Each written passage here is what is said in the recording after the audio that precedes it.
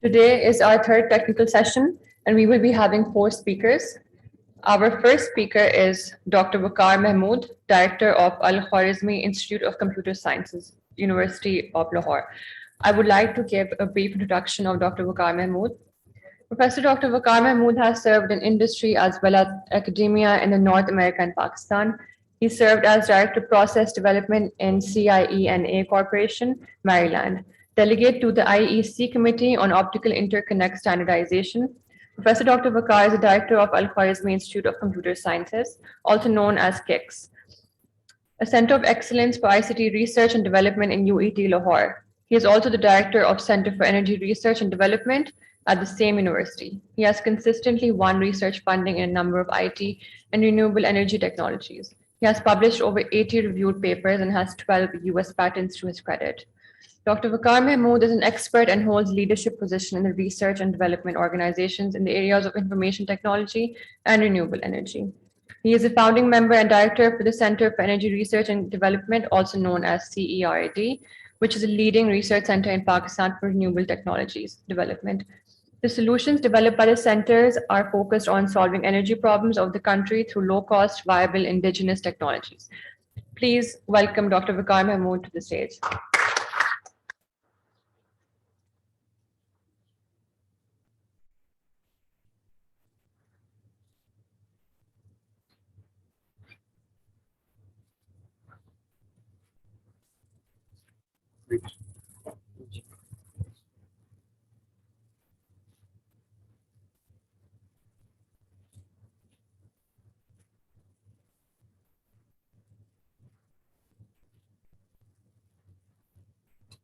Bismillahirrahmanirrahim.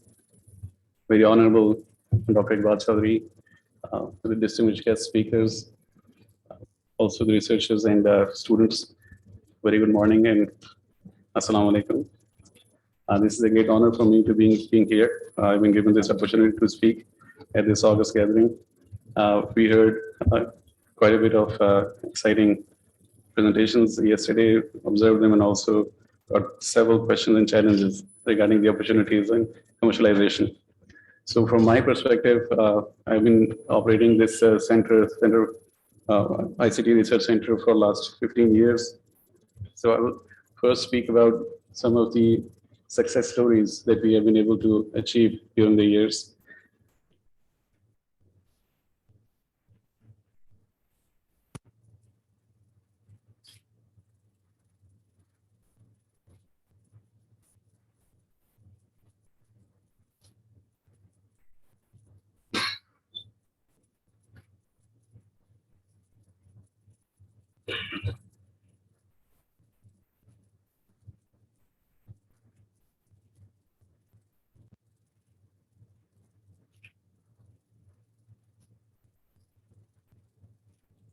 Sorry for the interruption. So I'll speak about this is not working. This slide changes. Okay.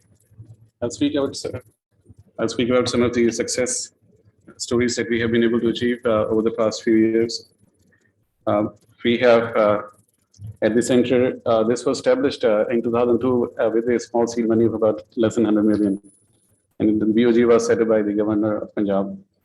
And over the years, it has achieved a few distinctions. One of them is the resource center establishment in the Islamic world. Is one of the resource center is one of the largest ICT research center in Pakistan now.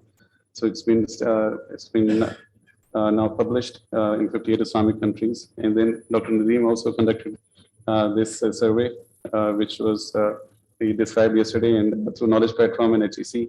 So we were given the Pioneer Research Organization title in that survey. Since we are focusing more on problem solving compared to mere research for publications. So over the years, we have been able to generate comparative research grants through a large number of sources. So we have generated almost 2+ billion rupees of research funding over the years. I'm referring to this research funding since we have been able to get that through government organizations like Higher Education Commission, Ignite, and then we also worked with the Energy Department in Punjab Energy Efficiency Conservation Agency, NSF, and then the FTI, IDRC, some other international organizations. So these research fundings have helped us go through the initial exploratory activities of various research projects. With the help of these fundings, we have established a number of labs in the center, and we have been able to sustain them over the years. There were a few which we could not sustain because of the lack of funding that the individuals or the experts in the lab could not attain, but otherwise we have been able to sustain the majority of them. So there are about 20 plus research labs, and then we are the kind of only center, one single center which has the labs which are part of national centers of excellence, which were funded by Planning Commission and Education Commission during the year 2018-19. So the centers are Artificial Intelligence, National Center in Big Data and Cloud Computing, Cybersecurity, and Robotics. So we have associated lab in all these 4 centers in a single institute. So going through some of these research development activities, those which are successful in able to solve the problems which are out there, especially in the public sector. This is the Next Generation Wireless Networking Lab, which has worked on acoustic sensor, which is deployed together with the cameras which are installed by the Punjab Safe City Authority in Lahore. There are about 8,000 such cameras installed. They provide video streams. We have done some video analytics for them as well, but this specific project is related to collecting of acoustic signals. So you can actually now provide ears to the eyes of those cameras which are installed in Lahore. So about 300 sites are selected where this device is deployed. This device gives the direction of arrival of sound signal of importance, of interest. Could be a gunshot, could be a shouting, or could be other sound signal. And then it can also record conversations. And then the direction gives the opportunity to direct the camera to then find out the culprit if there is a gunshot. So we have been able to demonstrate that successfully. These are some of the sites which you see here on pictures. So it's a device which has acoustic sensors, and then the processing is on board, and then the data is available in their headquarters in Pervez lines. And within less than a second time frame, they get the warning of a gunshot with the physical location highlighted in the GPS map. And then they can also record conversation if there is any that they require to.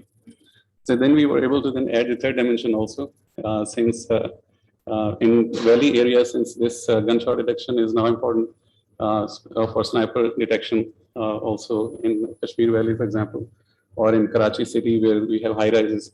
So the third dimension, which is elevation, was also added after 2 years of development. So now we can detect the angle of arrival with elevation angle. So we can detect exactly where the shot has come from, and then you can direct the camera, record the person. And then what we have developed is the handover technology where you can trace that person from one camera to the other. And then you can locate, as long as the camera view is available during the city, in the city area where you can trace these, the individual. Using these same acoustic sensors, we have also worked with Pakistan Railway. Their tracks are in very poor condition, especially in Sindh province. So we have deployed these sensors together with the gyro sensors and accelerometers to detect the issues, defects on railway track, which can cause into slipping and derailing of the bogies and engines. So this is under investigation these days. So this is where Pakistan Railway was interested. So we were able to conduct these experiments. And the same lab has also developed wide body detector, which is a ground penetrating radar, higher frequency. During 2005 earthquake, when Margala Tower was demolished through the quake, we had to invite UK United Kingdom team, which flew from United Kingdom to come over here, and then within 24 hours they brought their equipment, and they were able to find 1 or 2 individuals which were live and were buried. So this technology should be developing in-house. So we are now working with 1122 and have been able to develop it. It's giving very positive results. So this is the experimentation which is going on with 1122 in the experimental site in Lahore. Then one of the labs which are part of the National Center, which is the Intelligent Criminology Lab. Here we have worked on various image processing technologies.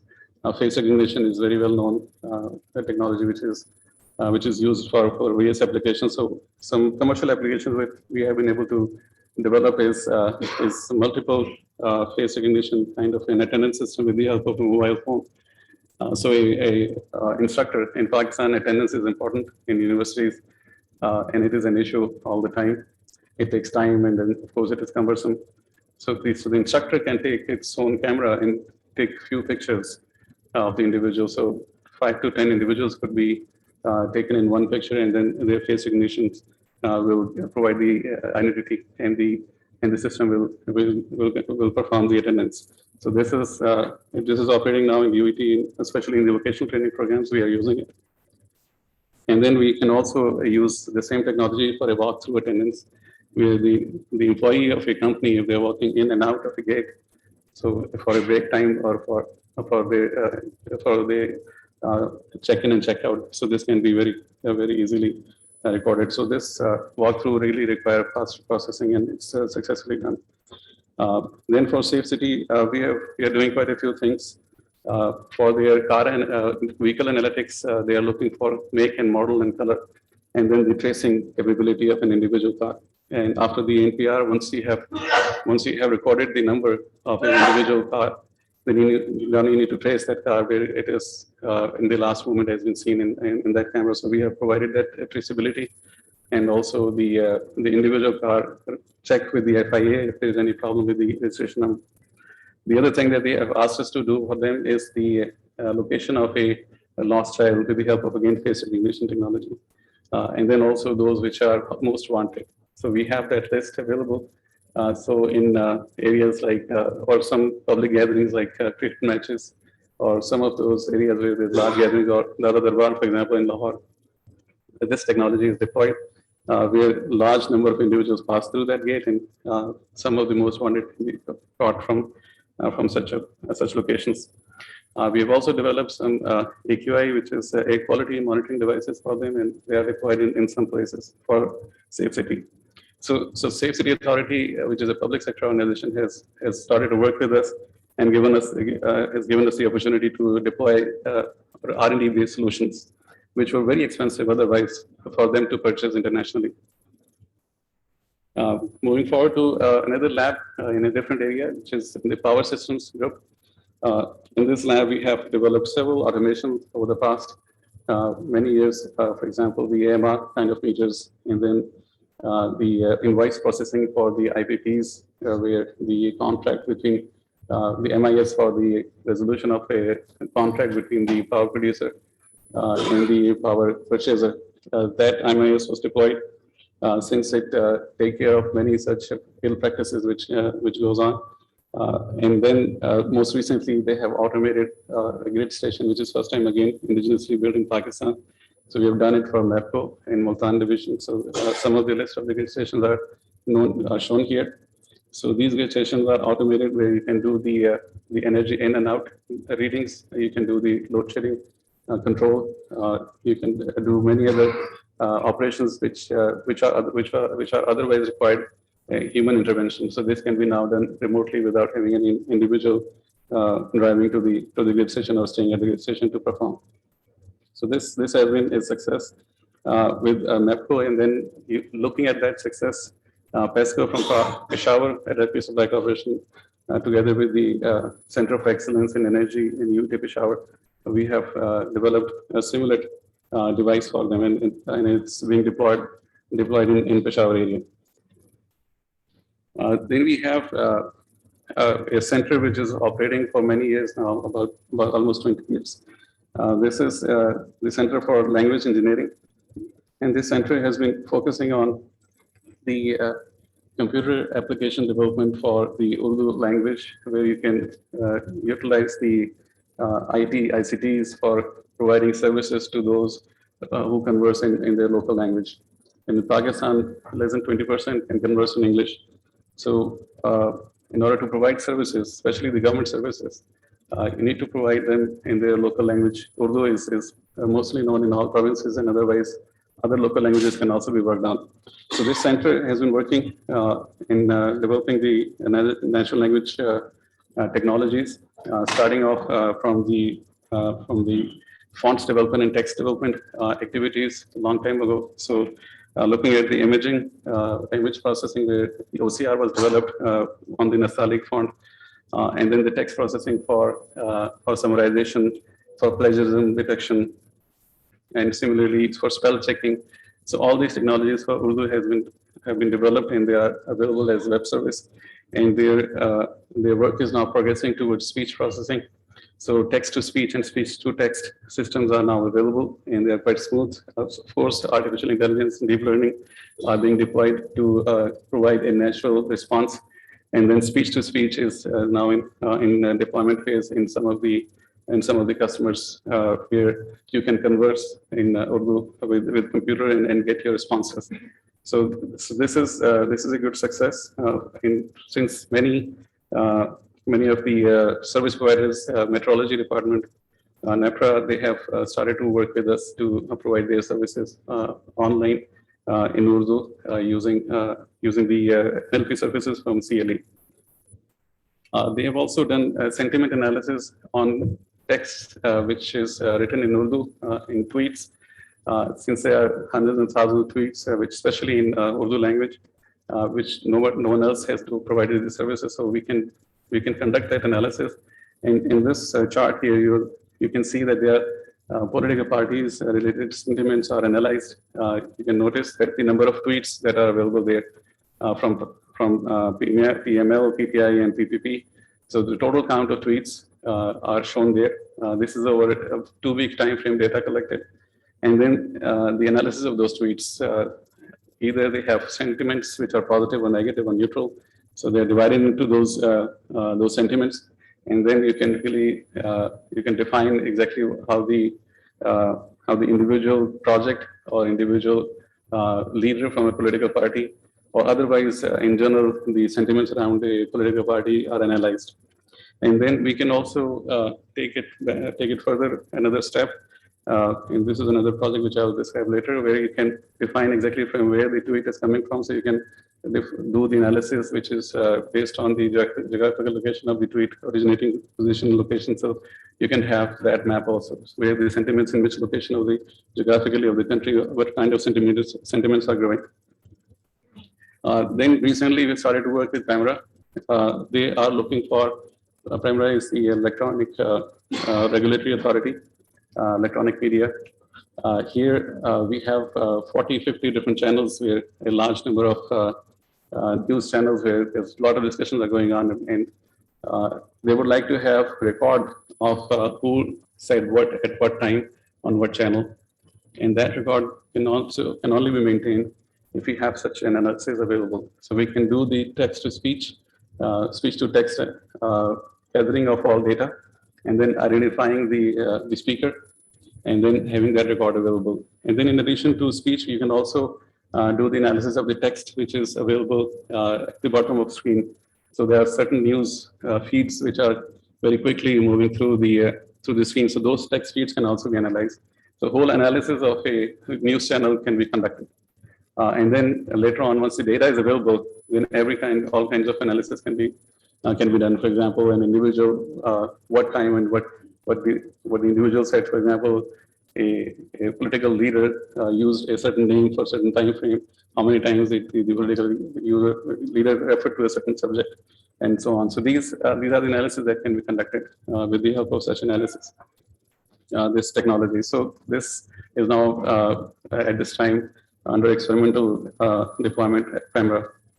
And then there are other, of course, security authorities and agencies which were interested in recording and then doing the analysis of speech tag data on mobile phones and otherwise. And they also can do the postal address recognition, taking away the garbage and taking out the right address. So they have done it for postal services. The High Performance Lab has started to work with them, which is the lab which was working on virtualization and distributed computing. They have started to work with the Center for Language Engineering and have come up with this this Hamkinar, which is a Urdu search engine. So this Urdu search engine provides the full analytics of all Urdu text data, which is available online. So about 8 million plus high quality Urdu web pages are analyzed with the help of this search engine. So it does, of course, the parsing, indexing, classification, and these kind of things. This is where we can have the epidemic analysis also done with the help of tweets, which I mentioned earlier. So the same technology is used here with the geographical information. So we can also determine where the disease is growing with the help of tweets and news feeds, which are coming from different areas. The IoT-based research is mainly focusing on technologies in agriculture domain, in energy, where data is collected from 5,000 to 10,000 schools, and then also in textile industry. And then they have also worked on IoT-specific firewalls. So this is, in case of IoT, the threat vectors are quite different, and then the analysis, the overall hardware which is available at the edge is limited. So their threats are quite different. So for them, a specific firewall is developed, and then it is extended towards industrial firewall and then enterprise level firewall, where we can have up to 1 gigabit of data analyzed. So these firewalls are now compared with the Huawei firewall, which is deployed in UT Lahore, and then we have also deployed it in some other universities. Then the Enterprise Software Solution Group has been working on open source technologies, providing CMS and LMS, HRM, and other facilities to UT Lahore. This UT is kind of a first university which has deployed in the public sector organizations and open source CMS technology, adapted an ERP for the business processes which are based on government practices. So this is done there, including OBE. So these are different modules which are developed using that technology and deployed.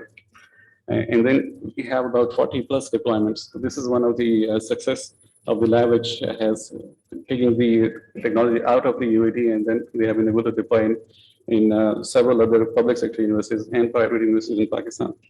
So moving towards the challenges. So these were some success stories which I described based on the work that we did in various labs. So we have developed almost 100 plus such projects, but we found very limited success in especially deploying it for public use. The reason being, I think I'll come to the point quickly.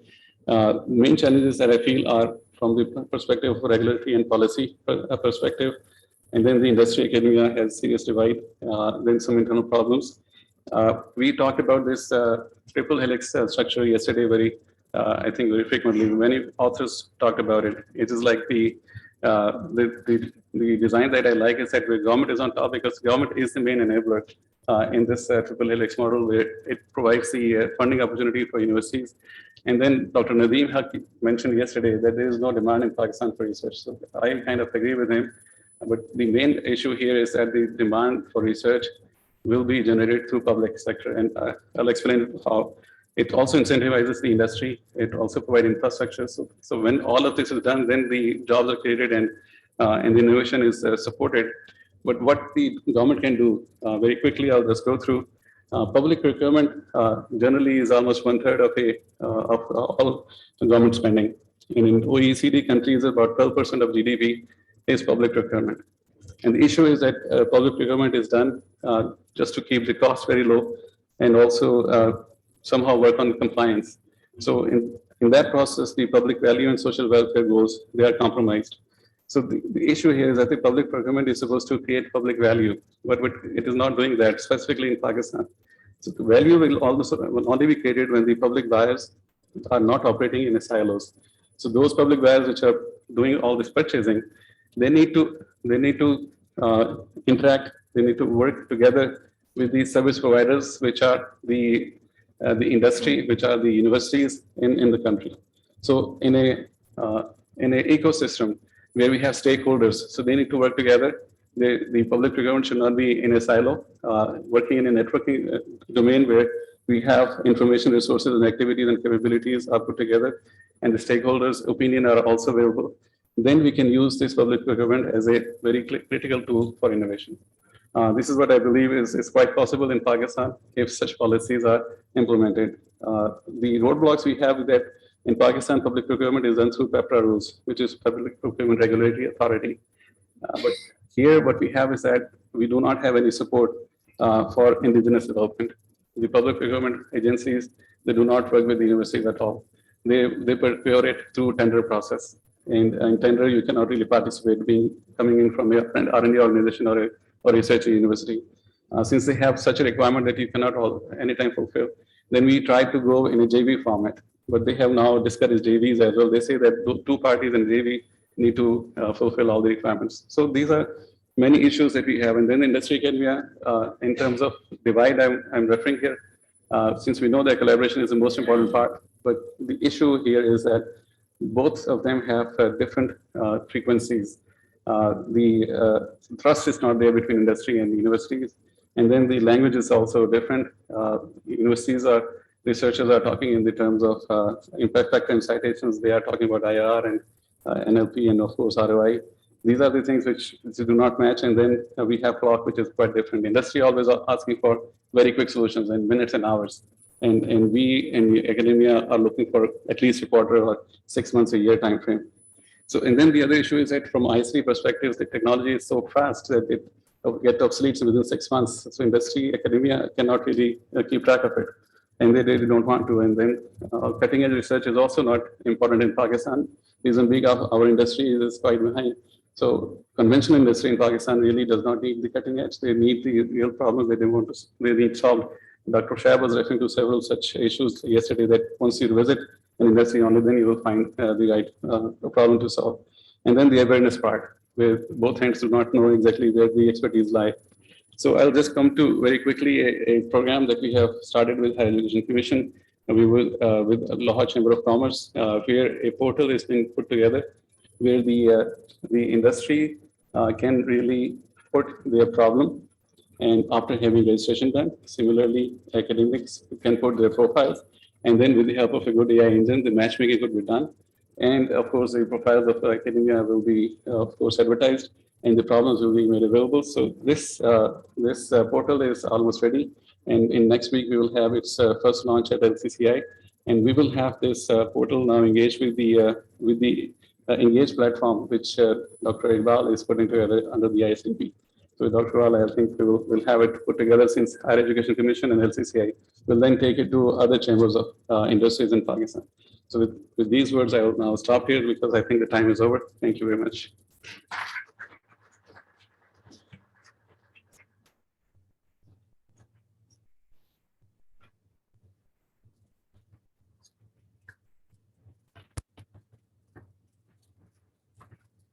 Thank you so much, Dr. Bakar. Before I announce our next speaker, I would like to say that at the end of our technical session, we will have a Q&A. So please feel free to ask your questions then. Our next speaker for today is Dr. Rizwan Riaz, Co-Rector Research at Nsdp Nust, Islamabad. I'd like to give a brief introduction of Dr. Rizwan Riaz. He is a graduate in aeronautical engineering from the United States Air Force Academy.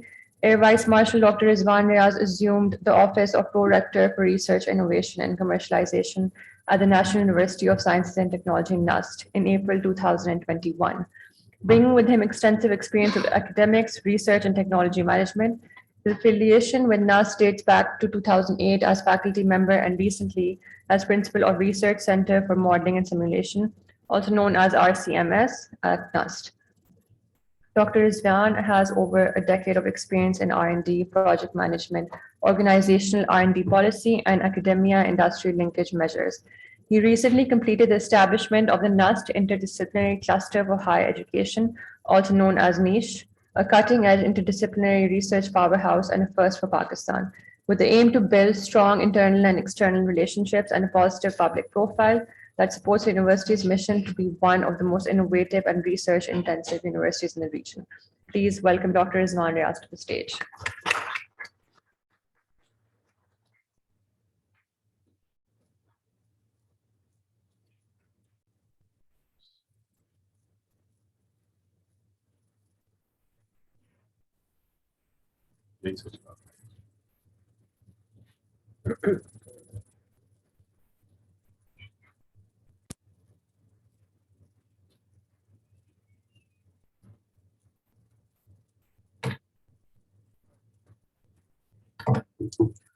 Bismillah ar-Rahman ar-Rahim, Professor Iqbal Chaudhry, distinguished guests. Before I start boring you with my presentation, I thought I'd lighten the mood a little bit.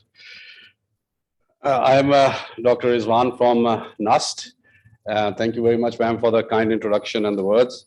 Nust, alhamdulillah, is doing well in its international rankings, its research, and many efforts to bring industry on board. I personally have been working towards engaging academia from the military side and now from the academia side towards the industry for the last about 10 odd years. So I'm going to focus on the challenges part.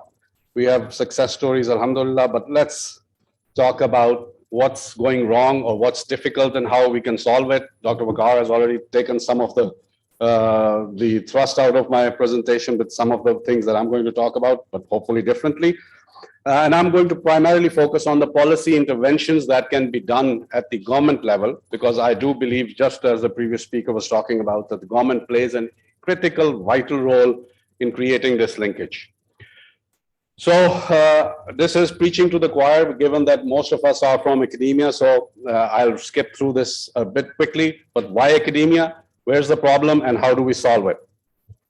But before I do that, let's take a look at a bit of a preamble. Give me 2 minutes to build my case. The current generation and the next 10 odd years that we can see right now are different from all of history before us. 3 of these technologies are the reason why. Okay, I've just put 3 of these because these 3 are going to be part of every industry, every sphere of life. Already there, going to grow. So hyperconnectivity, everything is connected, data is everywhere. There's no borders, there's nothing controlling the flow of data. Starlink is an example that even when governments try to censor, data flows. Data analytics, everything is going to be analyzed. It already is. Everything that we do today while we are carrying our phones is being analyzed. So this is going to grow. And artificial intelligence is going to become a permanent and integral part of every technology and every sphere of decision-making, life, etc., that we can think of. So what has that done? How has that changed our lives? Well, most of these technologies are commercial in nature. They did not start as usual as technologies made for kings, chiefs, military. They were actually made for commercial, consumer-grade users. All of these have been originating in academia. So for the first time in at least the known history that I can think of, technology has come out of academia for a commercial purpose and then used by military or governments or organizations. Almost the full capability of these technologies is open source. So I have access as an academic to the same level of artificial intelligence or IoT or data analytics or etc. that the military has or the government has, minus the resources, of course. So therefore, there is a historical shift in money. For the first time, the fortunes of the world, the global economy is being driven by tech, not by landlords, not by traders, not by oil magnates, but by tech. And therefore, people who like to do innovative stuff. So this is a change. And what is driving all of this? Startups, youngsters with ideas while they're students, led by faculty, led by the infrastructure of academia. So all of this is being driven by faculty and students. Therefore, the case for academia is very well made already for the next 10 years if we don't even bother about the technologies of the past. But even if we talk about them, there are many factors. And as I said, since we're all academia, I won't go through most of these. Unmatchable numbers, I will talk about in a few seconds in a little bit more detail. And you can see all these lists talk about the strengths of academia. If you just look at these strengths, it seems crazy that nobody would use academia. It would seem crazy that the industry is not clamoring down our doors and just sitting inside academia. Why are they not? Well, before I do that, let's look at the numbers. As an ex-Air Force officer, I will talk about some examples from the Air Force. In Pakistan, the defense industry is the most well-established, cutting-edge, etc., industry. Okay, so I'll take an example from the Air Force. Air Force has done some large industrial work, made aircraft, UAVs, etc., indigenous weapon systems, air defense network, which we have exported, weapons which we have exported, aircraft which we have exported. It's a large industry, right? All of this has been done throughout the history of the Air Force by about 150 PhDs. Obviously, a lot more undergraduates and MSs, but 150 PhDs total till today. The current serving number is somewhere around 50. Okay, so that's the number. If we just take that as an example of what has helped them achieve that. Well, the PhD faculty in Islamabad alone is 3,000 PhDs. Can you even compare these numbers? And we are not using these 3,000 PhDs. We're just using those 50 odd at one time and creating aircraft and defense networks, et cetera, and all the different organizations and industry are doing this. Just at Nust, we have over 750 PhDs, one university. So even if it's felt, oh, how can we go to academia, et cetera, well, there's one university that you can connect to. They have more PhD than you'll ever have in the next 10 years. Thesis students or postgraduate students, around 9,000. At any given time, maybe 6,000 or 4,000 of them are in the thesis phase, okay?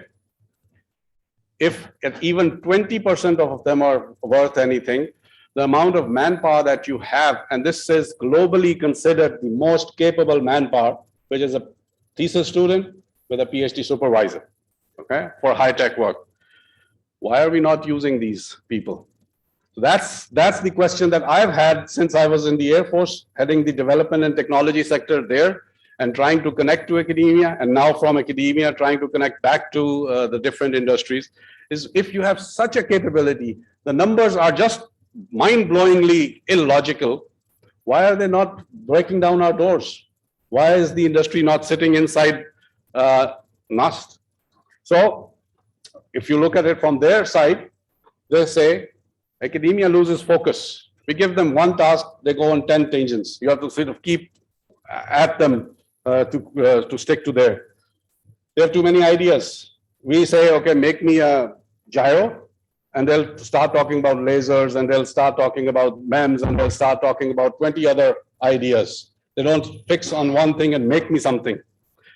As already mentioned, the two sides speak completely different language. It's amazing that two people will be sitting across the table, speaking Urdu, and not understanding a word of each other's, what they're saying. It's amazing because I've seen this. Then from the academia side, our glamour of research is cutting edge. I always want to work on quantum computing. In aerospace, I want to work on hypersonic aircraft. While the guy who needs in the industry needs a very small part from the industry. So there is that market need where there's glamour, and of course, different timelines. Academia has very good timelines, but they're very fixed or rigid, 6 months, 3 years, 2 years, whatever. While the industry wants this tomorrow, wants this in 1 week, wants this in 17 years or whatever. So there is a significant resistance to connect, perceived or otherwise. These are the issues, okay?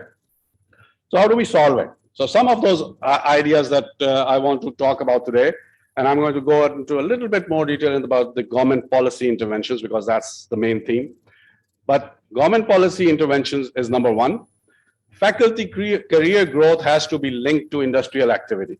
Right now, in Pakistan at least, and in most of the Islamic world that I've studied, the career growth is linked to papers, impact factors, citations, right? So this is a very theoretical thing. It used to be very important. It is very important for the rankings of the university. It used to be very important for growth of the university or careers, of course. Maybe at the time that these policies were made, this was the need of the hour. Today, we need to get away from this. Anything that you do in terms of paper writing is a brain drain. You're sitting here giving your best ideas to the highest impact factor journals. The highest impact factor journals are not yours. So therefore, you're giving your ideas to somebody else while you're not even getting paid for that by sitting out there. Okay, so we have to link it to industry. We have to link it to applied research. The problem, of course, rankings. So as a nation or as nations, we need to grow up and decide. QS and Times Higher Education doesn't decide if I'm a good university. I have to decide, or my country has to decide what's the need for the country, or what's the need for OIC, And this is how we should rank our universities, and they should be ranked on how are we meeting our own needs. So I'll give you an example. Nust is ranked 334th, alhamdulillah, in the QS global rankings. Very well in Pakistan, number one, etc., etc. We're ranked in the top 200 universities in the impact rankings. And we are much prouder of those rankings because that means whatever we are doing is impacting society. Okay, so that's a relatively new ranking, the Times Higher Education. But if you talk to anybody, it's the QS ranking which matters. Where, in my opinion, it should be the THE impact rankings which matter because they're actually talking about society at least at a global range. Then academia needs to do extensive outreach. Academia is very comfortable in its own shoes. I want to do research. I want to teach my students. I don't need to go to industry. I'm getting paid. I have a good environment. Why should I bother about deadlines and timelines and somebody asking me, where is my project, etc.? So academia is very comfortable in its shoes. And I keep telling industry and military, when they come to academia, they're always coming like, why isn't academia moving for us? And I say, academia doesn't need you. You need academia. But the academia also has to start thinking about needing you, which means outreach. Promoting success stories. This workshop is an excellent example of that. We need to promote success stories, but to the industry also. The industry should know that we are doing a lot of stuff related to what they are doing. And of course, let's stop brain drain to the so-called developed world, and let's create our own alliances. Let's talk, even if we have to increase citations, let's increase citations amongst ourselves. Even if we have to do internationalization, let's do internationalization amongst ourselves so that we do the QS ranking thing also, but while we are helping each other and while we are helping us. So just my last slide, policy interventions. The government needs to incentivize industry to go to academia. And industry only speaks one language, which is money. Therefore, there has to be tax breaks for industry or taxations if they don't go to academia, so one way or the other. Create industrial research ring-fenced funds. These are funds that government can create, which can only be used by academia, but can only be used for industrial projects. Some of these ideas already exist in some form or the other. They need to be made better. And revenue percentage is an example that has been used in Pakistan with the telecom sector, where 1% of their revenue or profit, I'm not 100% sure, has been given for R&D, and the ICT R&D fund was created, which has been a very great success. Pakistan is number 3 or number 4 in the freelancing community in the world, probably because of this one. As I was talking, link university standings to industrial connectivity. That is very, very important. If the government does it, everybody will listen. Set up university-based tech parks. Nust has the only science and technology park in the country right now, and that has worked wonders for our industrial connectivity. Interestingly, all international industry, lots of companies from Pakistan, all the international companies are on a waiting list to open labs with us. We have 5 or 6 labs already opened by giants like Turkish Aerospace Industries, Dream Big Semiconductor of USA, and some others, Chinese. So we have labs coming in from international industry, not yet from our own. So we need to promote this culture, and I think tech parks is one way. This brings the industry physically inside the university. And of course, fund stipends and easy loans for startups, because there is only one way to create new money and new jobs in the world quickly, and that is startups. Skipping through the conclusions quickly, we need a culture shift. This is a culture shift. While the technologies are changing, our part of the world is not changing with these technologies. In America, the decisions are being made by tech. In Pakistan or in the OIC, those decisions are not being made by tech yet. And therefore, we will get left behind in those technology areas, which are going to be part of everything tomorrow. Academia is the vast untapped resource. You've seen the numbers, they just don't make any sense. We must have academia being part of the national economies. The national economies just cannot afford connectivity delays. Governments must incentivize and intervene, and there is no other way. If we don't do this at the government level, and if the governments don't understand, and if we cannot make the governments understand, our efforts will only be salt in a big pile of ocean. Let me end with the philosophy of Allama Iqbal, one of the greatest minds of probably this era or maybe all eras.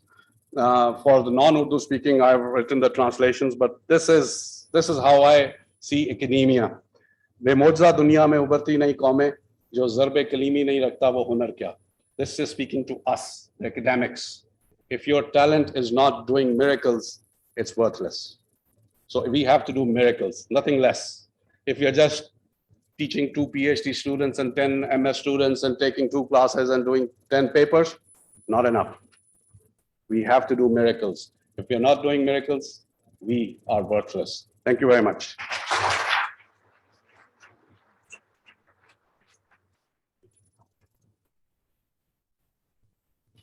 Thank you so much, Dr. Rizwan. Our next speaker today is Mr. Pervez Abbasi, Director of National Incubation Center. Would like to give a brief introduction of Mr. Pervez. Mr. Pervez Abbasi is a tech entrepreneur currently serving as a project director of the National Incubation Center, Pakistan, public-private partnership. The National Incubation Center is a globally recognized award-winning facility that started operations in 2016 from Islamabad and has expanded across Pakistan, creating more than 11,000 jobs, 50 billion rupees of revenues and investments from over 1,000 startups. Mr. Pervez has diversified experience stretching across Europe, the Middle East, and Asia, from startup and greenfield to established market leaders. His entrepreneurial journey started from a small school tuck shop at the age of 13 to a $1 billion revenue company called Mobile Zone. Mobile Zone became the largest mobile phone handset distributor in Pakistan. Currently, he is also working very closely with the Pakistani diaspora across Middle East, Europe, and the USA to provide mentorship, domain expertise, and funding to Pakistani startup founders across a variety of fourth industrial revolution technologies. Please welcome Mr. Pervez Abbasi to the stage.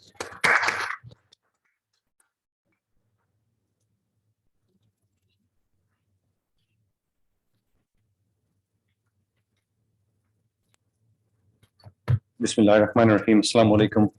And very special warm welcome to all of the participants today. And also a token of appreciation to the organizers for setting up such a wonderful event where we can exchange ideas. There's often the concept of the elephant in the room. And for those of you who don't recognize me, I am that elephant in the room. Today's discussion I want to share with you, before I do that, a brief introduction about the National Incubation Center. The National Incubation Center was set up in 2016 as the public-private partnership, Government of Pakistan Ministry of IT, through the R&D fund that the honorable gentleman mentioned earlier. And our partners are Mobilink Jazz, which has the largest telecom subscribers, currently over 75 million customers in Pakistan. The National Incubation Center has been a globally recognized award-winning facility. And we've expanded when we started in Islamabad to Lahore, to Karachi, to Peshawar, and to Quetta. We're also currently opening up in Faisalabad and Hyderabad. And as a result of the work that's been done, we've managed to create nationally over 120,000 jobs, over 50 billion rupees in investments and revenues by the startups. Having the privilege of working with thousands of startup founders has given us an opportunity to learn what their challenges are and what their opportunities are as well. As a result of that, we've developed our own curriculum, which allows us to not only share our learnings with the startup founders, but also with the universities as well. And that also has allowed us to create multi-billion dollars, millions of dollars of investment in Pakistan. Over the last 2 years, we've had more investment in startups than we've had over the last 20 years in Pakistan. And I think that one of the reasons for that is because, of course, there's much more awareness. The youth of Pakistan, as creative and as hardworking as they are, have also managed to create startups that are not only creating significant value in Pakistan, but also can be scaled abroad as well.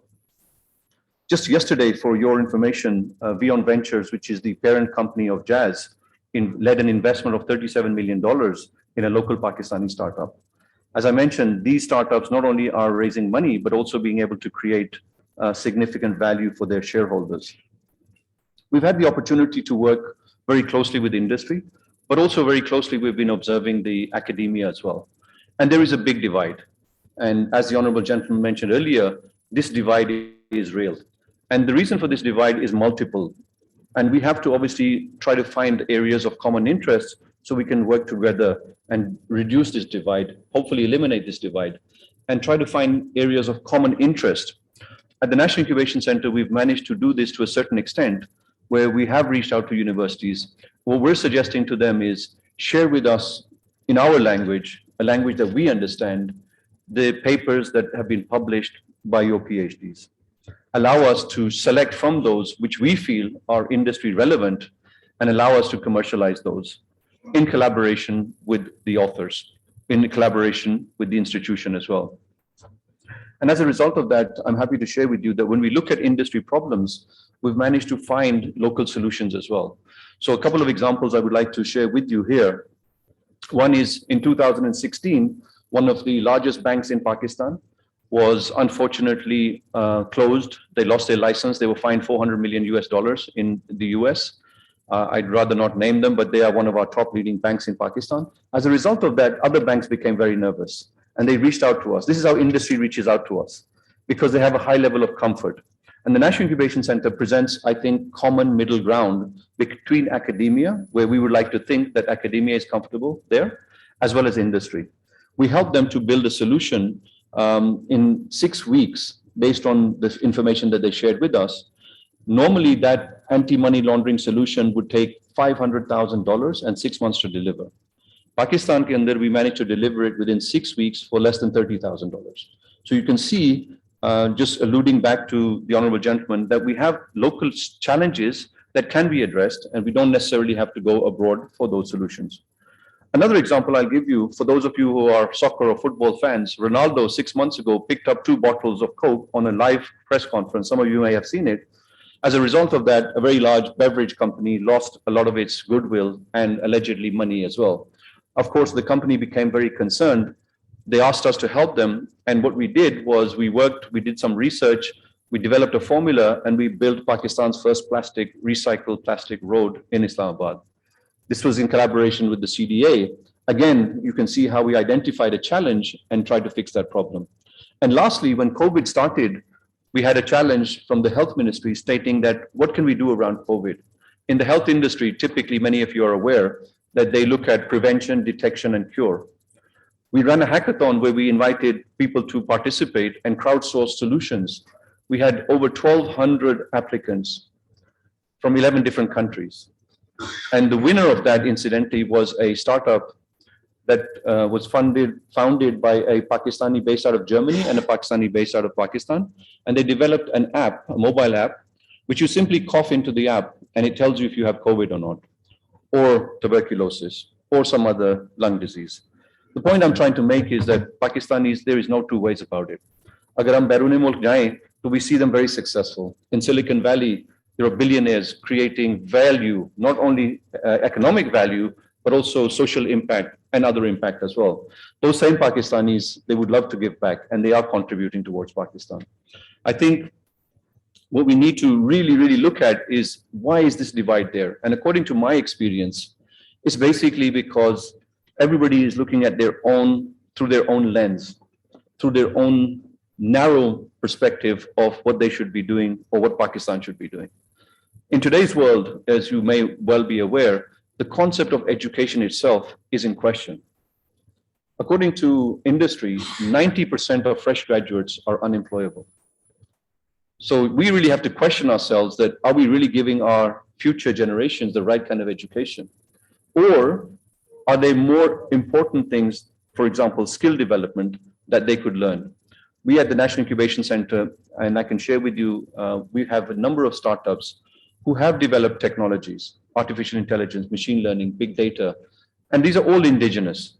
One of our startups, for example, Ict, developed facial recognition, which allows up to 4,000 industry workers, construction workers, to be biometrically verified, i.e. through facial recognition, to do their attendance.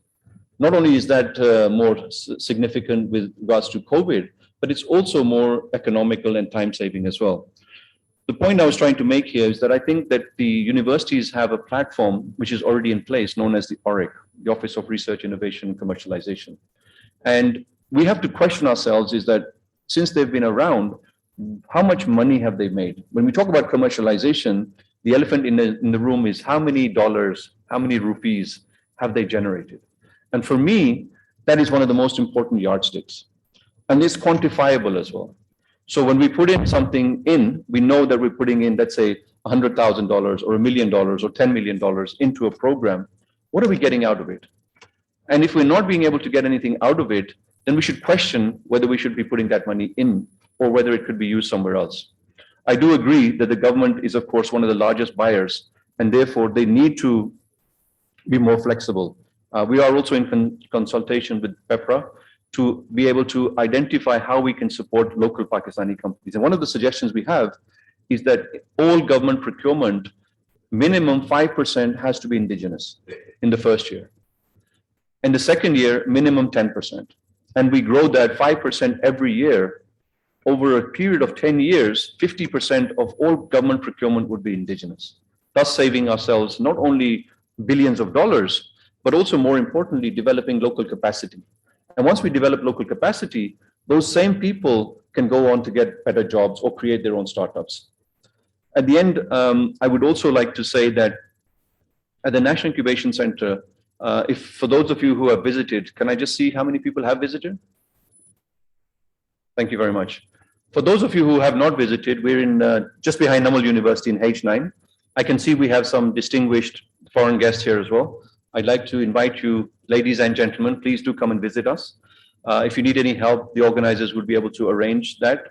You can simply Google us as National Incubation Center or www.nicpakistan.pk. All of our papers that we publish are there. All of the roundtables that we have are there. We managed to bring in people from different government organizations like the SECP, FBR, State Bank of Pakistan, around challenges, around problems, and help develop policy formulation. As a result of that policy formulation, the State Bank has changed its policy. The SECP has changed its policy. And as a result of those policy changes, we are now seeing those funds come into Pakistan. Another example I would like to give you is working with one of the local universities where they have developed a nanotechnology, incidentally in 2016 this was developed, where this is bacteria-free. Now, when I looked at the paper or the technology, I was amazed. Okay, 2016 mein, when this was available, why we did not take this opportunity during COVID. Essentially, what we can do is create a spray onto your mobile phone or any other device where it becomes bacteria-free. So I remember when I look at my home, my grandchildren, my children, they often used to pick up the phone and put it in their mouth. Now, obviously, this is something which, if you look in your own social circles, is an issue. Having said that, it's very easy for us to commercialize this. And I'll give you an example. Once that technology is ready, it's commercially available. We have industry partners who can commercialize it, who can take the formula, who can build into a spray. And then we have our partners in the telecom industry with 75 million customers. I always say this, that if 99% of people don't buy your product, don't buy your service, just 1% of people buy your product or your service, it's at least 2 million people in Pakistan. So this is a very large opportunity that we are foregoing. As I mentioned, this spray, I believe that if 1% of the 170 million mobile customers in Pakistan buy that, that's more than 1.5 million customers who are going to use your product. So the opportunities definitely exist. I would like to end by saying that in the National Incubation Center, I mentioned it's an award-winning facility. Many people come to the Incubation Center and they say, wow, this is a really great place. It's recognized, we have global awards, etc. But this was very scary for me because what I noticed was people only recognized the physical infrastructure. So they like the building. And some of our buildings and universities are really fantastic. But because I was concerned, I did a little bit of research. Approximately 390 years ago, the world was introduced to two buildings. The foundation of these two buildings was only 6 years apart. The first building was Harvard University, and the second building was the Taj Mahal. If you look at what Harvard University has produced, billionaires, prime ministers, presidents, Olympic gold medalists, Nobel Prize winners. Conversely, what has Taj Mahal produced for this part of the world? A couple of good selfies, perhaps. I'll end by saying that on the 23rd of June at 4 p.m., we have our Angel Investment Network. I would invite all of you to come there as participants, as observers, to not only get an opportunity to meet the startup founders and the investors, but also give us your feedback on how we can improve. Thank you very much.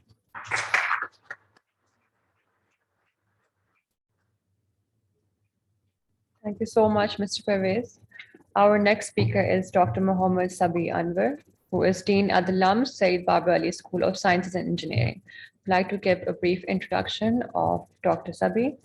Dr. Mohammad Sabhi Anwar is a professor of physics at Ahmed Daud Chair and Dean at the LUMS Said Babar Ali School of Science and Engineering. He helped establish the physics department at LUMS and was among the principal founders of the school's experimental facilities and curriculum. Ideas from his physics instructional labs have been replicated in 10 Pakistani universities. He has played an important role in introducing innovative learning tools, mostly revolving around insightful homegrown physics experiments in Pakistan's universities. Dr. Sabhi is the General Secretary of the Al-Harismi Science Society, which is focused on the popularization of science at the grassroots levels. Please welcome Dr. Mohammad Sabhi on stage.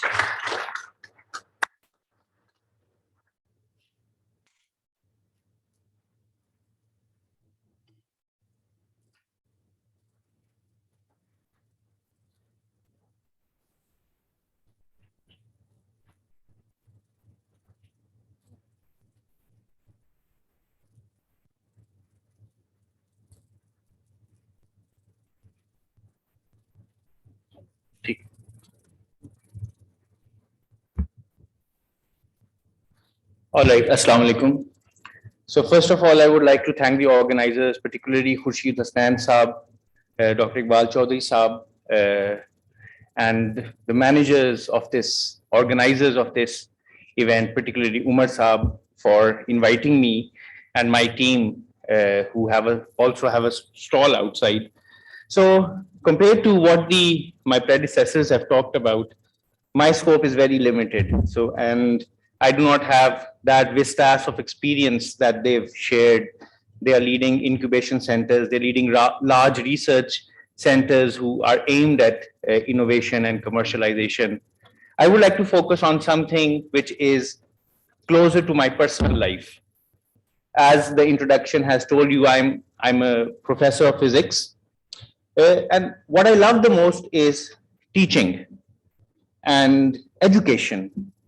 And of course, with it comes research, which is publishable in the world's best places and all. But teaching has been my passion. And I'm an engineer, but I have a PhD in physics. So when I started my professional life in LUMS back in 2007, I had an empty building in front of me, an empty room, in fact. We didn't have the School of Science and Engineering set up at that point in time. We were just laying its foundation stones. But we had students coming in to our university, and these students had to go through a rigorous, globally competitive curriculum in all the basic sciences and engineering, and we had to set up laboratories. So I took it upon myself, with the help of a team, the help of colleagues, primarily students and research assistants, to set up a laboratory. And then I learned all my physics. Any physics that I know, I've learned through creation, through building a laboratory, through building experiments. And this work that I would like to share today, and the startup that we've built with the name of Cosine Scientific, is a culmination of these 10, 12 years of efforts. And it's not a one-man show. It is a community effort. This startup is a result of a large number of people, primarily students and researchers, working towards a common goal, building the tools of scientific discovery, building the tools for education, building the tools for instructional laboratories. So it's like a community startup in a sense. It's all open source. We are strong and staunch believers in the open source hardware movement. All the designs that we make, they are available on GitHub. They are available on our website, phizlab.org and cosine.pk. So anyone in Pakistan can replicate these ideas. And of course, we're also starting to commercialize these products. 10 Pakistani universities at the moment utilize our instruments in their physics laboratories. Just a week ago, we set up a whole laboratory in Namal University in Miyawali. So what do our tools do? They help in discovery, they help in measurement, performance, and inspiration. In one of the previous talks, there was mention of outreach. I think this is an important idea that I would like to emphasize in my talk. So the problem that I find in Pakistan when I visit universities, when I visit colleges, is that practical laboratory instruction is totally amiss, especially in the basic sciences. The engineering sector fares better, but if you walk into a physics laboratory or a chemistry laboratory, biology laboratory, either labs don't exist or they exist and they are dysfunctional, they are defunct. Doors are always closed. I often meet heads of departments and ask them to show their laboratories, and they just shy away. They don't let me into the laboratories. Our practical laboratory instruction is in a total mess. Likewise, as experimenters in the physical sciences and in the life sciences, we have to look for imported equipment, which is expensive. We are fraught by difficulties by PEPRA, which is very good for building roads and dams, but it's not meant for innovative scientific work. So all of these problems combined together make our education lopsided. It's very theoretical. And in fact, the theory is also missing a lot of conceptual insight because we don't have experiments. Similar is the situation in our schools and colleges, which are the feeding nurseries for our universities and hence for education. So in our university, our faculty and our students are mere users. So we would like to create a platform in which they are not mere users of technology, rather they can create their own instruments, they can create their own equipment.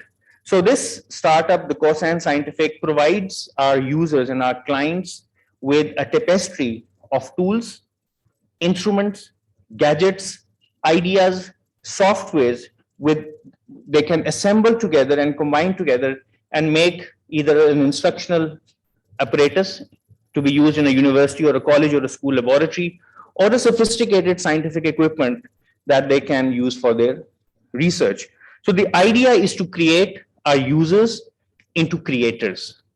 So this kind of commercialization is an enabler for other academics or other entrepreneurs, and they can use our products and our ideas to they can collate them together and build things that their little hearts desire. Of course, there is the STEM revolution in front of us. So our movement, our campaign, I always like to call this a movement and a campaign. The open source hardware campaign is trying to play a role in this STEM revolution. And it is based on these 4 pillars. How do we measure a physical phenomenon? How do we perform an experiment? How do we discover in a research laboratory? And finally, how do we inspire? How do we inspire the citizens of this country? How do we inspire youngsters? How do we inspire teachers? If you look at teachers in our schools and colleges, they're all dull. They have no inspiration. They have no motivation to teach. How do we instill in them the fire for learning, the spark of curiosity to do science? And this is the kind of tools that we would like to create. So all of the glimpses that you see in our presentations are real images of 10, 12 years of community support that we've been receiving from our students. And about 2,500 students have so far used our equipment in LUMS, our instruments, and they are continually engrossed in an exercise to make new equipment, new apparatus, new hardware. So if you look at the 14 goals of the National Academy of Engineering for this century, one of the goals is creating the tools for scientific discovery, creating new instruments, new gadgets with the help of which you can explore. You can probe into the universe, making new telescopes, making new microscopes, making new all kinds of contraptions. So what we do as a as a startup is we like to create these tools for scientific discovery. Some examples follow. We make this electrospinning and electrospraying systems. There was a mention of nanotechnology being used for antibacterial value. So this is one mechanism with the help of which you can create nanofibers. Some of these instruments are being deployed in the textile industry. We make these environmental monitoring stations and a host of other instruments that one can use and put together and make a bigger equipment of their own choice. For example, we have these stepper motor controllers, high voltage supplies, programmable power supplies, current supplies, PID controllers, range pumps. We also would like to create physics kits that could be deployed in far off rural schools. Homeschool children could use these kits as well. And we also create more advanced experiments. For example, this is an experiment that looks at nonlinear physics, dynamical properties, chaos. The key device is a data logging device that we call PhysLogger, all indigenously developed. It has 4 digital channels, 4 analog input channels, very easy to use, and it can enable a lot of different kinds of physical investigations.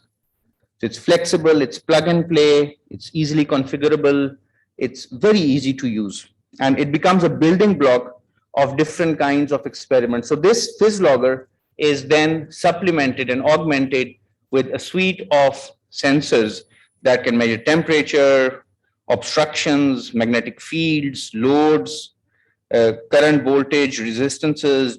We have a digital compass. We can measure light, flow, pressure,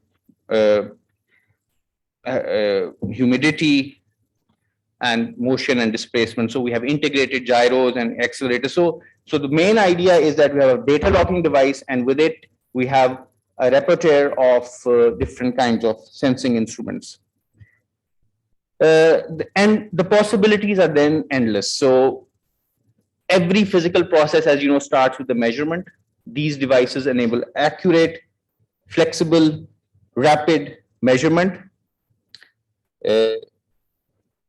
And then we have a suite of softwares that come with these devices. For example, we have an open source plotting and graphing software that can also do curve analysis, data analysis. We've developed this software that does kinematic tracking at high speeds, perhaps. It's also open source. And of course, the PhysLogger comes with its own application. So who do we like to talk to? Of course, education, the educational sector, the industry, research labs, the environmental monitoring sector, and the biomedical and nanotechnology centers. So what I would like to mention is that this is a team of people who come from varied backgrounds. They are engineers, they are physicists, we have some chemists, we have mechanical engineers on board. But the most difficult thing, the challenge that I find is hiring the appropriate resource. As far as software technologies are concerned, IT and digital technologies are concerned, I think Pakistan has recently graduated and come out of the closet, and we find a good number of people who are well versed in data sciences and artificial intelligence. But this is happening at the expense of something else, and that is hardware. So it's very hard to find people who are adept in building things, who are dexterous, who can work in the workshop, who can build an analog circuit, who can amplify signals. So I think my major challenge as a team leader is to find the appropriate human resource. So I think that emphasizes and underscores the importance of a solid educational foundation. I think all innovation has to stand on the feet of a solid undergraduate and even a pre-undergraduate educational foundation. And this is the kind of challenge that we're trying to address in the first place. So this is a brief timeline of our story. I don't want to belabor you with the details, but it's a movement that has organically grown starting from 2008 when I joined LUMS, and all the way up to the present times. It's evolved. So there are different factors that contribute to this movement. We do laboratory immersions. We have the luxury of LUM students being experimenters for us. And finally, so this is a slide that summarizes the major milestones. Some of our selling points. But the business philosophy is open source. The final thing that I would like to mention is outreach and engagement. Our startup also has at its back end a foundation, a non-profit foundation called the Al-Harismi Science Society that aims at creating an awareness and popularization of science. So with the help of Cosine Scientific, we're trying to create a mobile museum, a temporary museum that can go from city to city, and we already do these scientific roadshows. So I think, so being an academic and being fond of teaching and education, this is an aspect that I like the most. We have to create public good. We have to create an awareness. We have to mitigate the challenges that we face in the first place. And I would really like to mention this one person that you see on the bottom right, Umar Hassan here. He leads our technology, and he's an example of the kind of people that we would like in this country, who are doers, who are challenge takers, who are not strangulated by their degrees, who are not held back by their credentials, who learn, who can do new things, and who have a solid foundation in engineering or sciences, and they can create tools.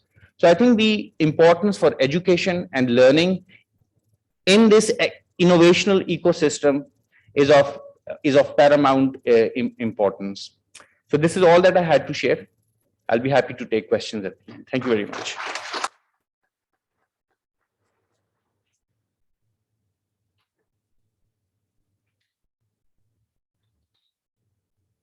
We will have our Q&A session now for 10 minutes. Please feel free to ask any questions.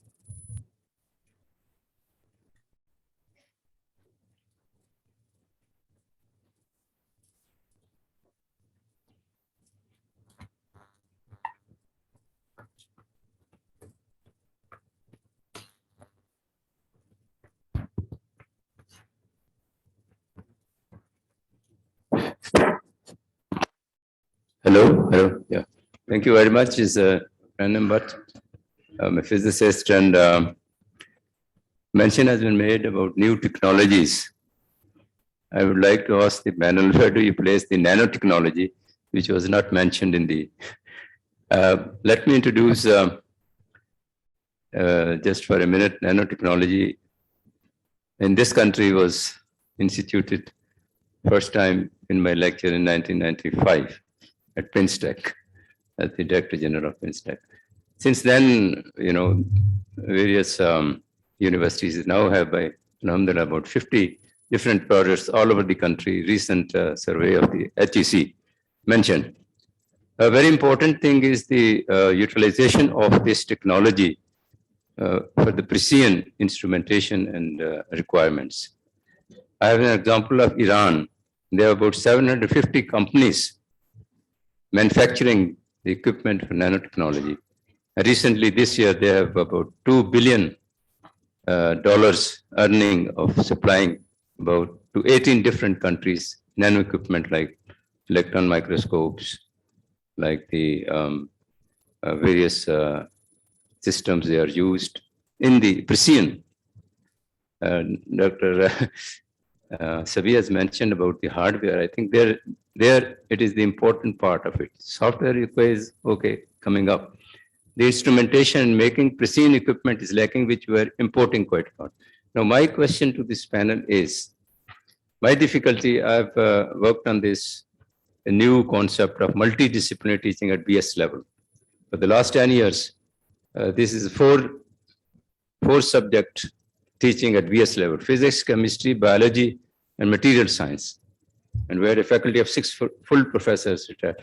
The outcome of this very briefly is that those students, which have about 65 students of this type we have produced, and they have earned 53 scholarships in 8 countries, fully funded MS leading to PhD as a multidisciplinary base. And with China, there are 30 students doing PhD under scholarships. 3 of them had already done PhD with 19 publications in high impact factors. Publications are very important. I'd like to make one comment on this. How the R&D is important in the making of the equipment of the industry. We in the Atomic Energy Commission has found if there is no R&D base, you waste your time, you waste your quality of equipment making for your own organization. So therefore, I think the importance of good R&D, high quality R&D is very necessary for good production. So I think this is one area which I would like to, I would like to finish this very quickly. The discussion of this panel on the hardware production of precision equipment of new technologies like emerging technology, nanotechnology, artificial intelligence coming up. But nanotechnology has importance of all over the world, $1 to $2 trillion industries in different healthcare and also, so in defense and so on. So please have some discussions on this aspect of new technologies. Thank you. So if I may start, I think the rest of the panel can then follow. When I was making these technologies, I had 5. One was nano and the last one was gene editing, which I think these are 5 technologies. But then I took those 2 out because from an investment point of view, these 2 require a lot of money to establish, while the other 3 you can do on a computer. So that's why I restricted myself to 3, but you're absolutely right. Everything is going towards miniaturization. Nanotech has to be part of any industrial policy or any industrial investment that we go forward in. I think there's no denying that. And as far as your R&D you needing solid R&D for any kind of industrial production, of course, there's no doubt about that. And while I may sound an anti-paper guy, it's not right. The point is, paper should not be the end product. That's where I differ, because somehow we have come to this conclusion in academia. Paper is written, research done. That's where we should not stop. I am Dr. Rashid. Sir, I will just comment on what Dr. Sabhi said, that we should not compromise on quality of our application, for at least for our undergraduate level. Our curriculum should not be compromised, and our experimentation, because when we interview students coming from universities, unfortunately, they are not fully equipped. And a lot of things are not being taught at the university level. So we should not forget this thing, that the first responsibility of the university is to give good foundation to the student, so that when they go to the industry, they should be able to deliver there. Just my question is that we have a lot of children, they are out of school. And when they will be grown up, they will have nothing to do. So I see a lot of people wants to make money. Our country wants to make money. It's a good thing. But nobody is talking about those children who are out of school, and it's a large number. So there should be some solution or some talk on that segment of the society. So I just want the panel to comment on this issue, that we have a lot of children out of school and how we deal with that. If I may. Okay. I think this out of school, of course, there is the major issue at this time. You have 20 million out of school, and then you have another 8 million dropping out at 5th grade, another few million dropping out at the 10th grade, and so on. So this is going to create a very huge problem for the country. While working with some of the senior organizations, specifically where the PC1s are put together, where the projects are approved, we have tried to build some case for such students. And that comes from the perspective that ICTs can be utilized, specifically improving the quality of education, remote area school education, where you can provide good content.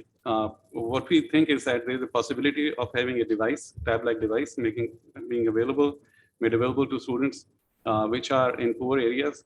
And then the connection that they will have is going to be a dedicated intranet connection, where they will have access to the content which is put there for their use.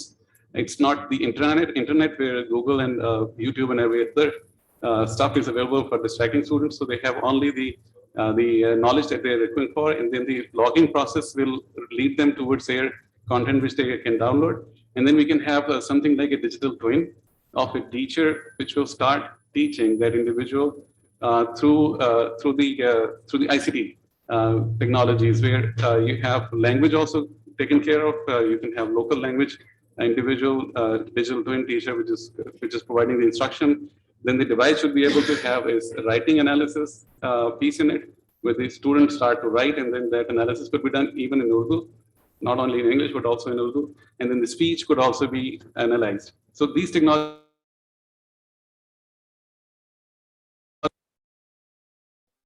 slowly and steadily take them to our school children. It's a long shot, but this is what I think is a possibility for Pakistan. Otherwise, building a structure infrastructure is not possible at this time. We have never done it in the past. Thank you so much, Dr. Bakar. We can. Sorry. Thank you for the presenters. Nice presentations. Just a quick question, probably the Professor Rizwan. You mentioned the downturns and like struggles and obstacles of the academicians and the connecting with the industrial and the generating ecosystem. And I witnessed yesterday that you guys had a really tremendous job actually connecting the policymakers, industrialists, especially the maybe sides.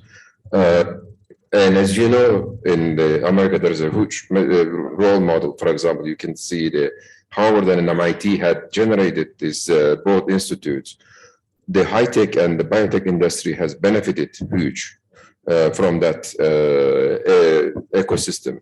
And what is your advice, or how can we create an ecosystem like this, bringing the industrialists and the policymakers also understanding the academy, and also academia understands the needs of the industry. What is your advice on the take on that one? Can we at least generate institutes or whatever that name it could be?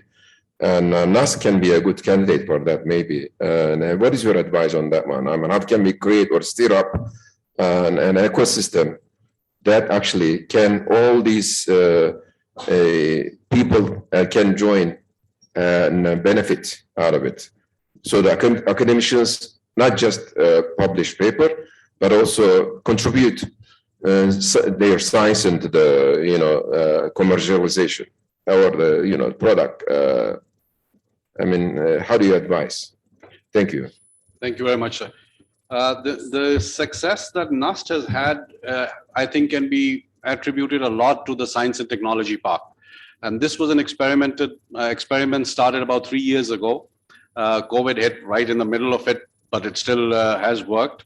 And the idea was, okay, if we can't reach out to industry, let's incentivize industry to, well, we are sitting in the middle of Islamabad, so it's a lucrative place.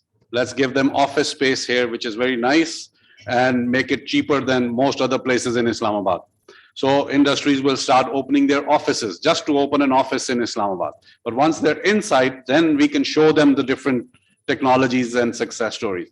And it took us 2.5 years from the date of establishment of the park for the first industry to open a lab in Nust. And it took us 6 months from that first lab to open 6 more. So success stories matter. So once you have one lab to show somebody, look, here's an industry with a lab there. Other industry guys say, okay, if another industry is here, they must be doing something right. So let's put my lab there too. And now, right now, Nust has run out of space for labs. We are actually, you saw the new wings being constructed, and we have a waiting list of labs. The problem for me is most of those labs are coming from the West. I'm very glad that we have a Turkish lab. So at least one lab from our own part of the world, but the rest are all coming from America, China. So very developed countries who understand the importance. So what we have started doing now is that any conference, any seminar, any workshop that we hold, which is usually an academic activity, we try to make at least 20 to 50% industrial guests in those things. And we always take them around for a visit, and we will always And we have increased industrial events in Nust. We used to go out a lot, we still do, go to industries, go to trade centers, etc. That has some impact, but if you can get them inside the university, that has a much larger impact. So we have started doing more of that. So outreach, but outreach through events conducted inside the university where you can showcase your success stories. I think success stories sell a lot more than any theoretical talk. And I'd love to hear from NIC and the other universities about this. So absolutely, I think success is something that can be replicated, and we learn from that experience. I'm also of the view that we need to have a more open mind. Again, we kind of work in silos, so we need to be open to different ideas, more creativity. Just to give you an example, we talked about research and development, and how much of that research and development money that's going in is coming out of any value. And I'd like to say that maybe it's, maybe 20%, 10%. So where is the other money going? And again, as the elephant in the room, that money is being wasted. So we need to understand how to better utilize that money and how to get a better return on that investment. And that means critically looking at ourselves, getting outsiders to come and give us advice and say, guys, you're doing really great work here, but what about this area? There seems to be nothing being done there. I want to come back to this fact that, the 20 million plus children that we have out of school, of course, it's a big issue. And, we have many theoretical solutions to address those. But my concern is that even if those kids that are going to school, what kind of people are we churning out of the education system? Are they any better or worse than those people who don't have access to school? And this is a big challenge because, as one of the guests here spoke, that most people or fresh graduates are not really industry ready. And I'm also not a big proponent of building infrastructure, for example, the cost of building these schools. We have a very good example here in Islamabad, the gentleman by the name of Master Ayub, who has, by the way, for the last 30 years, been teaching children under a tree. And as a result of that, the people that he taught went on to graduate from university and now are coming back to teach under the same tree. What kind of infrastructure, what kind of cost, what kind of investment is required to do that? Today, we have technology. I believe that if you want to learn to do something and you want to develop a skill set, Google, all of the internet is available for these kind of learnings. There's again another very example if Peshawar, where a young boy, his parents wanted him to be an Air Force pilot. Unfortunately, his father passed away. He had to drop out of school, but he never forgot the passion and the dream. He grew up. He built his own plane. He flew his own plane. And when they interviewed him and asked him, how on earth did you do this? He said, I did it from Google. I learned from internet. So my point being is that with internet availability, we need to facilitate and support giving 4G, 5G broadband access and make it as common, as readily available to all of the population. And the R&D fund, the ICT R&D fund through the Ministry of IT is trying to develop this in rural communities. So access to internet, and let people, let them watch the videos. Let them have a little bit of fun on Facebook. Because once they start to play, how do children learn? When we go to school, children serving STEM learning, it's more fun. And that's why people come on to that. So I believe that if we can provide them with access to internet as a universal services fund, as a basic human right, that would allow them to go to learn the skills that are required for them to ultimately contribute to society. Thank you so much, Mr. Pervez. I believe that brings us to the end of our third technical session.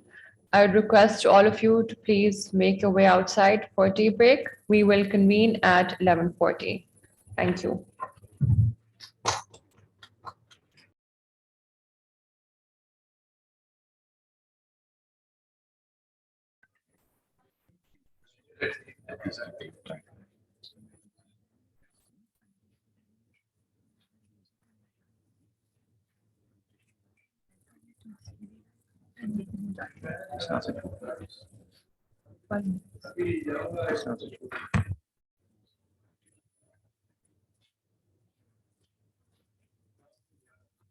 Welcome back, everyone. We will resume.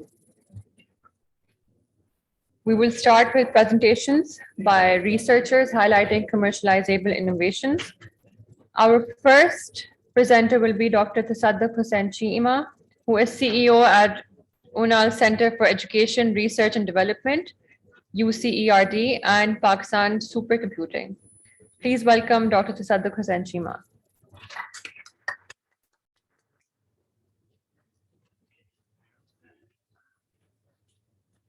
Bismillahirrahmanirrahim.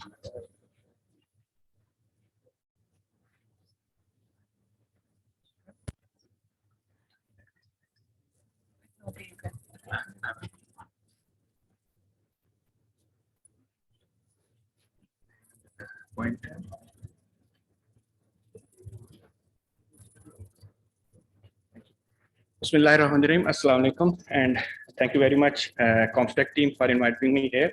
It's honor for me. I will start my presentation and I try to wind up in 15 minutes. In this era, we are the computing technology is controlling almost in every walk of life, from life sciences, where it is helping us in identifying the different diseases, as well as DNA, RNA sequence matching. On the other side, it is helping earth sciences to search different minerals and gases beneath the earth by using scientific, complex, and compute-intensive algorithms. So this diversity of computing put me to understand different problems faced by the computing and how to solve these problems and how to commercialize these problems. So I am giving talk on supercomputing for engineering and scientific commercial application. My PhD is supercomputing and artificial intelligence from Microsoft Research and Barcelona Supercomputing Center. Currently, I am working as a professor at University of Sialkot and co-founder of Pakistan Supercomputing Center and affiliated partner of Barcelona Supercomputing Center.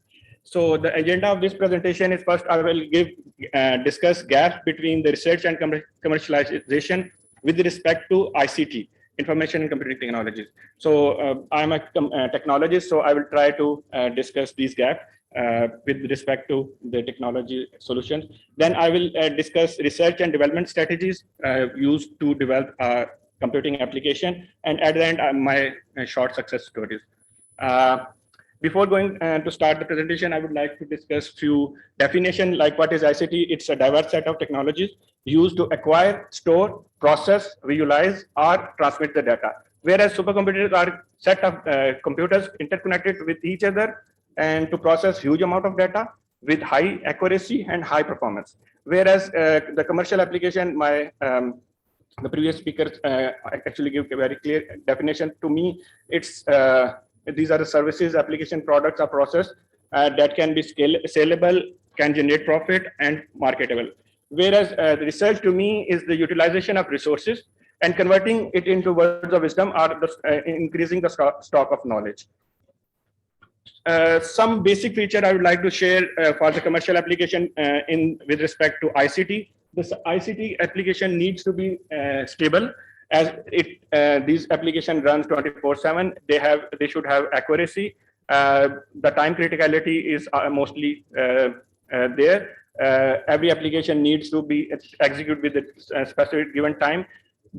These applications need to be scalable because after every few years, few months, the technology get discarded. So you will have new hardware technologies as well as software. So the application need to be scalable as well as portable for different technologies and software applications. It should be reliable for different domain of problems, programmable, as there are some add-ons are required or some glitches are there. So you can upgrade it.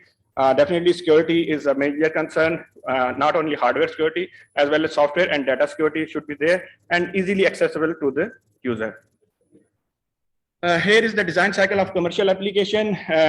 Before going to start any research on the ICT-based application, we need to first identify the market and what are the end user of the application. And in that case, we need to identify the target audience and what kind of impact the application will create on the audience, whether it is only economy or somewhere related to the health sciences, or life sciences, or social science, or political sciences.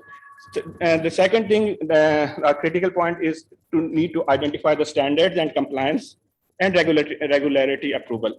Most of the time, I have seen that researchers have done complete research on their and they got the result, but when they started commercializing it, they found that the application is not following the industrial or military or medical compliances. So that thing needs to be identified in the start. Cost profit analysis is very critical, and researcher has to do some cost analysis so that at the end of the product, she can identify the production cost and the selling cost. And at the end, producer mostly related to the industry, and they will deal with the sales, marketing, and commercialization. So identifying the producer in the start would also help.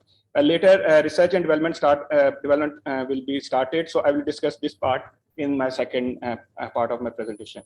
The major and critical part is for the ICT product, commercializable research, is identifying the industry. Currently, and where our industry is lying. Currently, we are heading towards, or passing through the fourth industrial revolution. That is the digital industrial revolution. That is backed by artificial intelligence, big data, and connectivity of the computing. But in Pakistan, we are not. We are somewhere in between 2 or 3. Based on my own experience, I'm saying this. Our industry is not capable to even process the fourth generation or use the fourth generation products. Over my left side, there was a video that was showing the biggest company by market size in the last decade. I'm sorry, it's not working here. But this video was showing that in the last decade, almost 80% of the companies occupied the market, and these companies were belong to the data sciences and or ICT. And even though those who are not directly linked with the ICT, but they need ICT products. So ICT to me is changing the creating the revolution, and computing technology is considered as a third major pillar as per Fermi Lab. And without computing, the achievement that we have seen in the century would not be possible. And how it is how it is generating the revolution are in the digital industrial age, that is worth of $5 trillion US.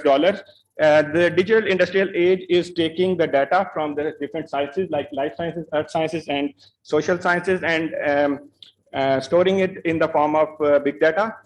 It's been predicted that till 2025, the amount of whole world would reach to 175 zettabyte, and 80% of the companies currently leading are from data sciences. So this data cannot be processed with the conventional method of software designing. So AI comes into play. What AI is doing is taking the data, and there are a lot of solvers or models available that are extracting the features and giving it to the solving the industrial problem.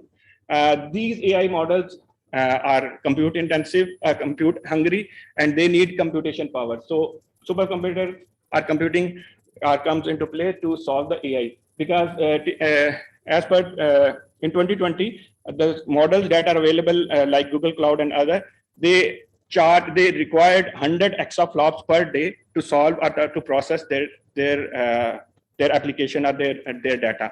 So this execution is supported by the microprocessor industry, that is $100 billion industry. If we calculate the top 500 list of supercomputer and calculate the average performance of these supercomputers, each supercomputer is capable to give 8 petaflops. And if we measure the with respect to time, then it is almost 700 exaflops performance. But in Pakistan, we are not.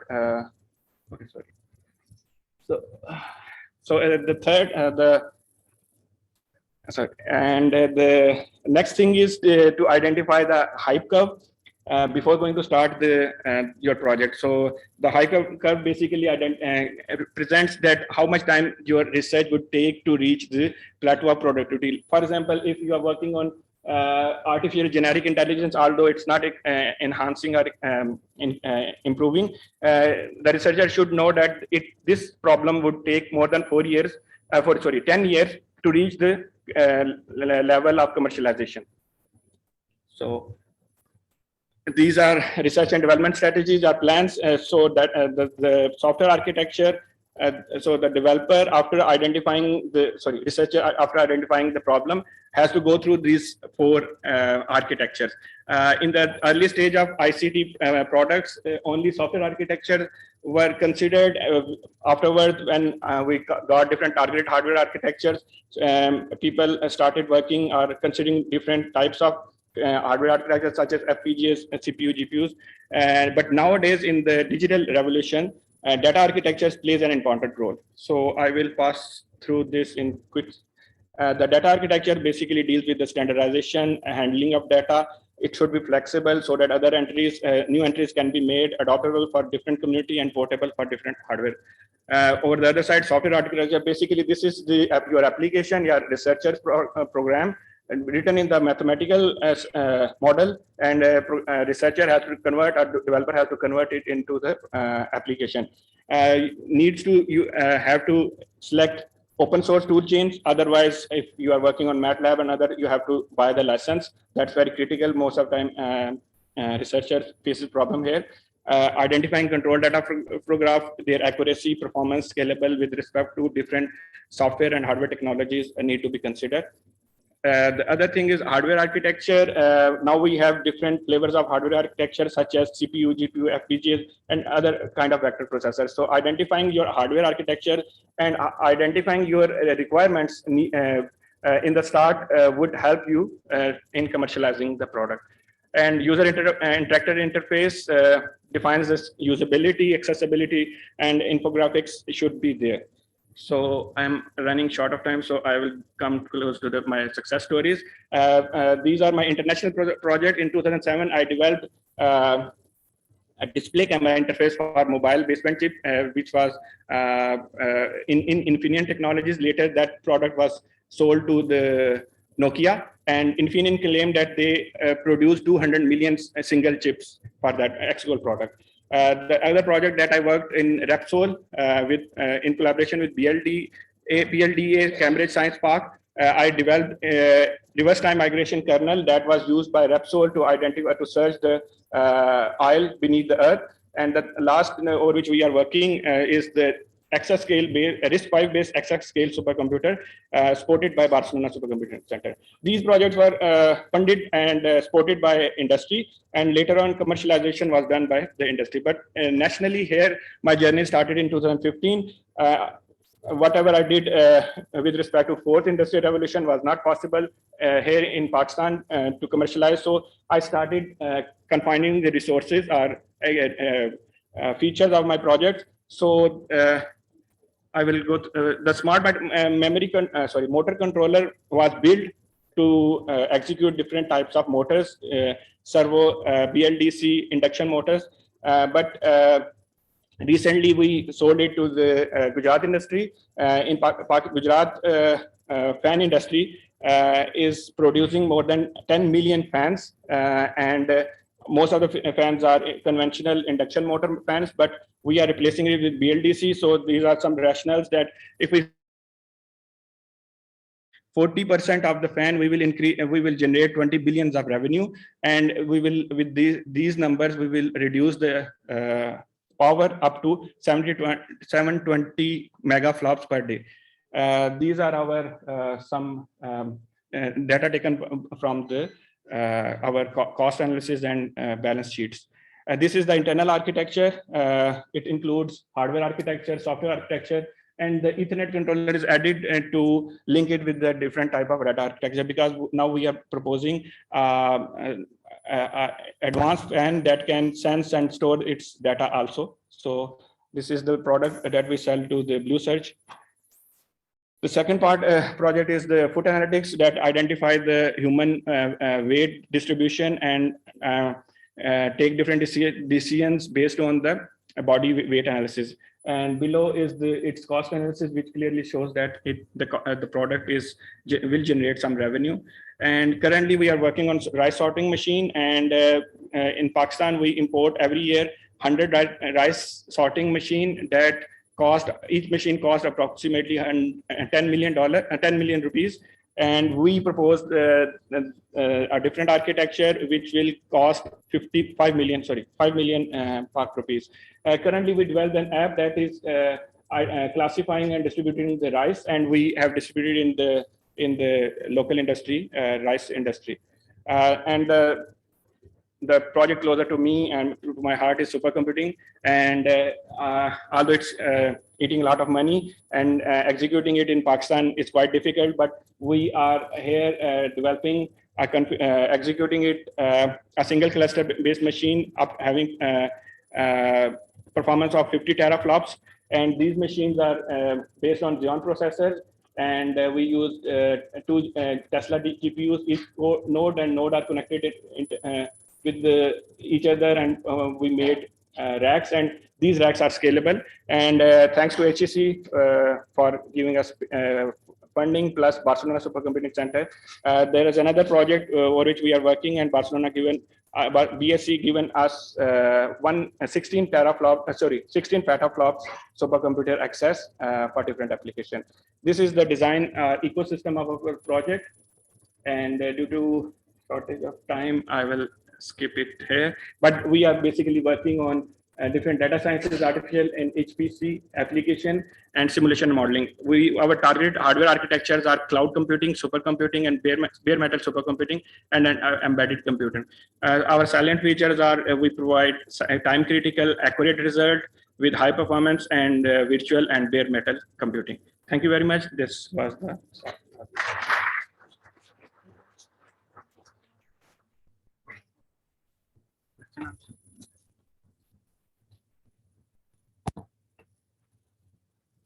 Thank you so much, Dr. Tasadduk. Our next presenter is Mr. Abdullah Sumro, Project Director, GIK's Technology Incubator, The Catalyst. He has been part of some of the largest accelerator programs around the world, including Startup Chile, Hot Desk Australia, and Startup Lab Norway, and raised multiple rounds of equity-free grants for his startup Micropower Labs. Please welcome Mr. Abdullah Sumro to the stage.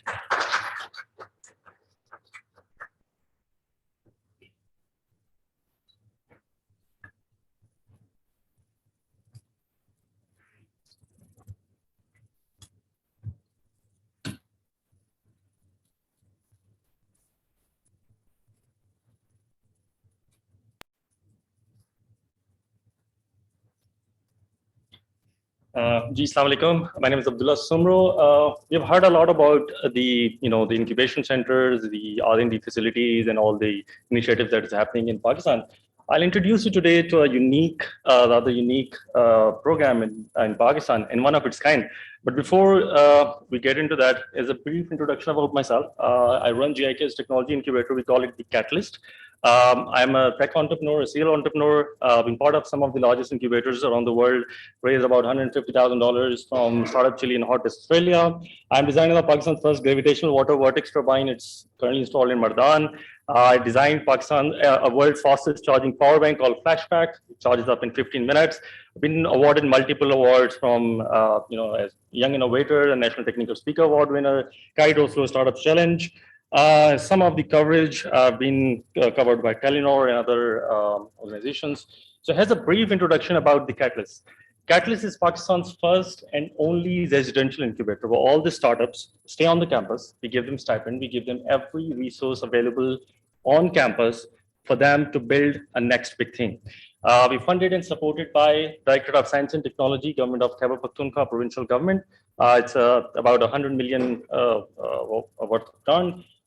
This is what we offer to our startups. This is every startup that we incubate, each member gets about 25,000 rupees stipend per month, free accommodation on our campus, office space. We have about 40,000 square feet of dedicated building for Catalyst, high-tech labs, all the labs and facilities that are available on campus for any researcher, for any student, they are available to these entrepreneurs free of cost. We give them access to legal assistance, and we identify the financial resources available, to help them scale and grow. This is some of the case studies that I'll be sharing. This is somewhere where the technologies have been commercialized from the research that was conducted at GIK. There are many, but I've chosen these three to, get you through it. So the first one is Greenovation. Greenovation is a waste to energy startup. The single-use plastic that we use, the polythene bags, they take about 1,000 years to disintegrate, and that also disintegrates into microplastic. They don't go away. They have developed, or rather, there was a multiple research is conducted at GIK, multiple theses were written on this to create a process where you convert a plastic waste through a pressurized chamber into LPG gas, and the byproduct was insulation wax. So you're basically converting a waste product into two useful products. One could be used in an insulation industry, and another can be used as an LPG to supply to the households, of course. There was some, the project was conducted under Dr. Shozab Mehdi. He's a professor at Faculty of Chemical Materials Engineering. They have now received a grant from KP government. There's a pilot plant installed in Peshawar on the Ring Road. It was inaugurated by one of the special assistant to the chief minister. They're winner of Shell Livewire, and also, they stand second globally on Shell's competition. The next one is Shoppinggum. Shoppinggum is an online shopping search engine. So, for instance, if you're buying something, the natural journey for you to buy anything online is go to Google and find what you're looking for. What happens is Google actually is not a specific a shopping search engine. So you go through each link to find out which product you want, match the specification, and match the prices. What they do is they take away the entire hassle, and you just look for the product on their platform, and they'll find you the best price, the closest ones, and the ones that are delivering. So they recently, when the COVID started, they had made a huge mark by categorizing those online stores which were actually delivering. So what happened in COVID was a lot of online stores ran out of the ways to ship, or some of them had posted a note on their website that due to COVID restrictions we're not able to ship. So what they did is they simply crawled around all these 100 stores and thousands of stores, and then come up with a model that if you search for something, it will show you if it's delivering or not. It became Pakistan's first real-time search engine. Recently, I bought something, last week, and I saved about, say, 1,000 rupees at least on that purchase, because when I searched on Google, I found that product, but that product was priced about 2,500, 2,600. When I searched on their portal, I got a cheapest price, and which was something that could deliver in less time. So they have been running that platform for some time. They have another platform called Fashionista. If you, they've also run multiple campaigns for the Riaz, for 11/11, 12/12, and you might also heard about this team. They are also behind this startup called Startup Pakistan. If you heard about the news that the platform that they used, that actually originated from Shoppinggum. Shoppinggum needed that backlinks, the articles to come up. And what they did is they used the same resources to convert it into a social media and media publishing platform. The third one is drone robotics. You might have seen their stall outside, and they are also exhibiting here. They are indigenously building drones for agriculture purposes, surveillances, and other purpose-built purposes. So you can customize their drone. They build a platform. You can customize their drone, and that's the beauty about local research. You can build to your requirements. They've recently sold one drone through an emergency procurement to Assistant Commissioner Office of DI Khan. You might have heard about the fires that are erupting in the mountains. So the Assistant Commissioner DI Khan approached them to find out if they can drop a fireball, the ball that extinguishes the fire when it drops on the fire. They rapidly, in a 1 week's lead time, they converted that same agriculture drone, that spraying drone, into that fire ball dropping mechanism, and then they did their demonstration and everything else. They sold their drone to that DI Khan office. Also, they're conducting R&D, further R&D into their research and into their product, and GIK has been funding that research from the get-go. So that's what we do. We have several partnerships. We have, MOU with Nsdp to help these startups convert into companies. We have partnership with AWS Activate to give them credits for Amazon Web Services. We have partnered with Tech Valley to conduct multiple sessions jointly. And we are open to partnership and collaboration with everyone else. Thank you. That's it.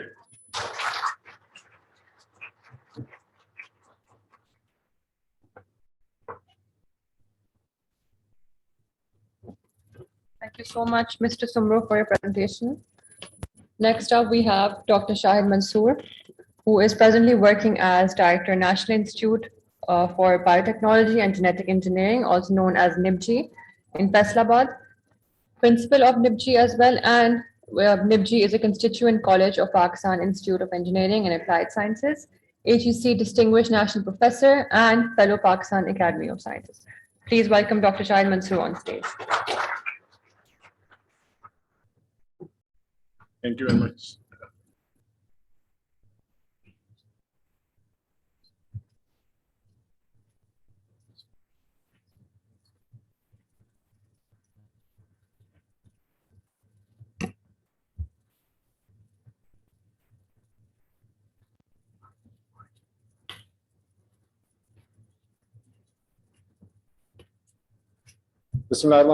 Thank you very much for invitation, and I must thank the organizer for giving this opportunity. What I will do is that I'll share the experience that we have, that how research commercialization can be done in Pakistan, and what are the challenges.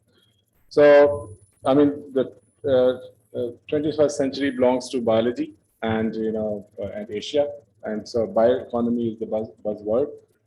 And the government of Pakistan has also identified biotechnology as one of the six key technologies for knowledge-based economy. So Dr. Sahab was discussing about genome editing, so we also do genome editing.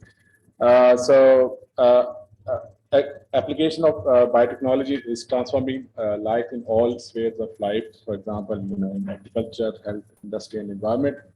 And just an introduction about NIBG, that NIBG is a federal premier research institute under the Pakistan Atomic Energy Commission, and is also affiliated with ICGP. So our objective are to application of biotechnology and technology in agriculture, health, industry, and environment, and innovative and state-of-art research in areas of economic significance, because we are very choosy what we do at NIBG, and also serve as a unit for a lot of innovation is done. There's a divide that we must make, is that innovation and research are two different things. Research should lead to innovation, and then it leads to commercialization. So one of the key issues that we have in this country is that we don't discuss innovation, we discuss research. So so let me think about when we we started as all of the researchers, that we started lab work, and then we started to look for avenues, and then so once we have all research done, then it's commercialization. So when we look at the regulatory framework, it is all over the place. So we have to walk from one office to another office, and if you are interested in commercialization. So as compared to this, there are other countries that have put all the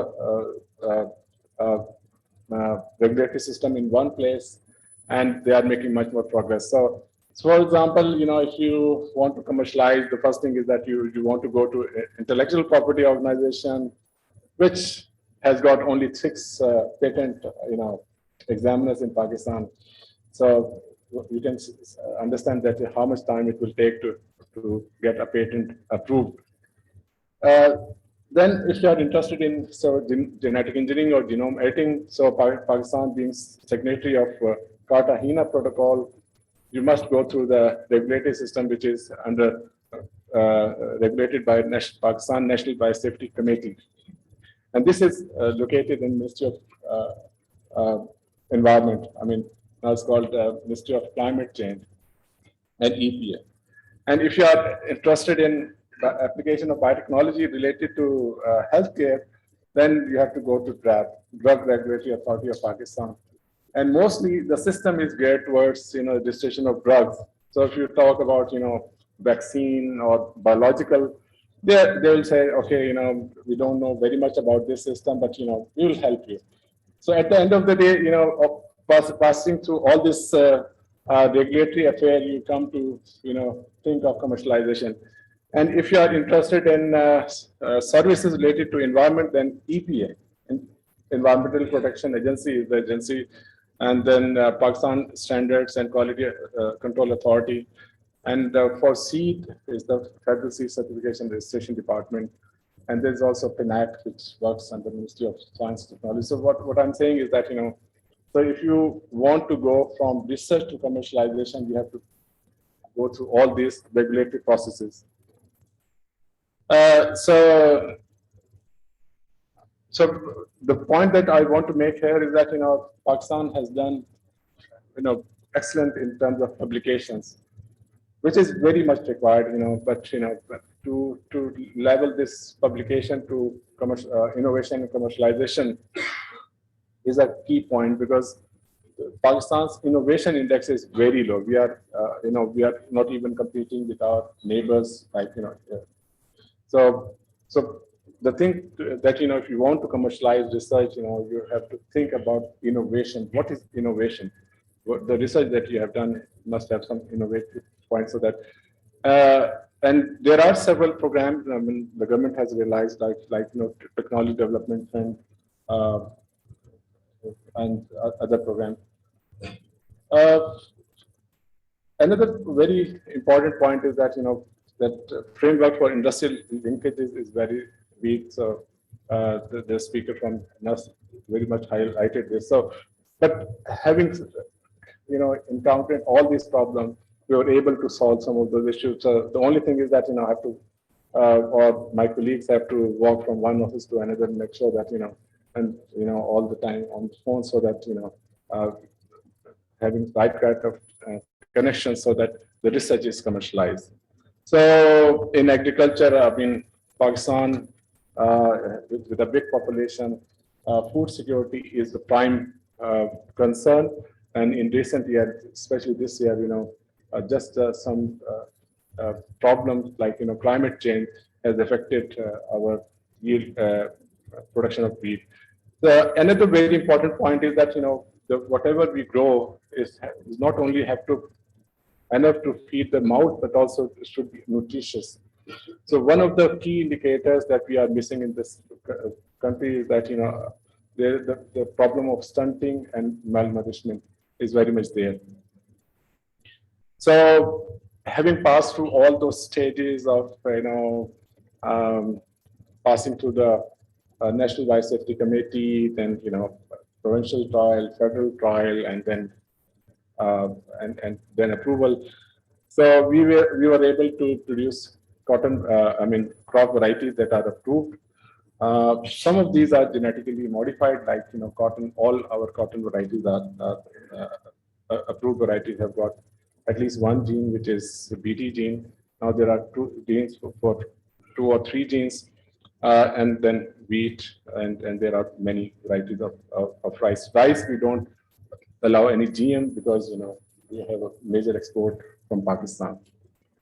So this is a success story.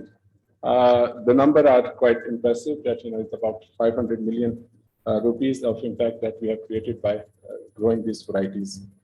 Now, the challenge is that, when you are bringing the technology, you have to initiate work on the second and third generation of technologies.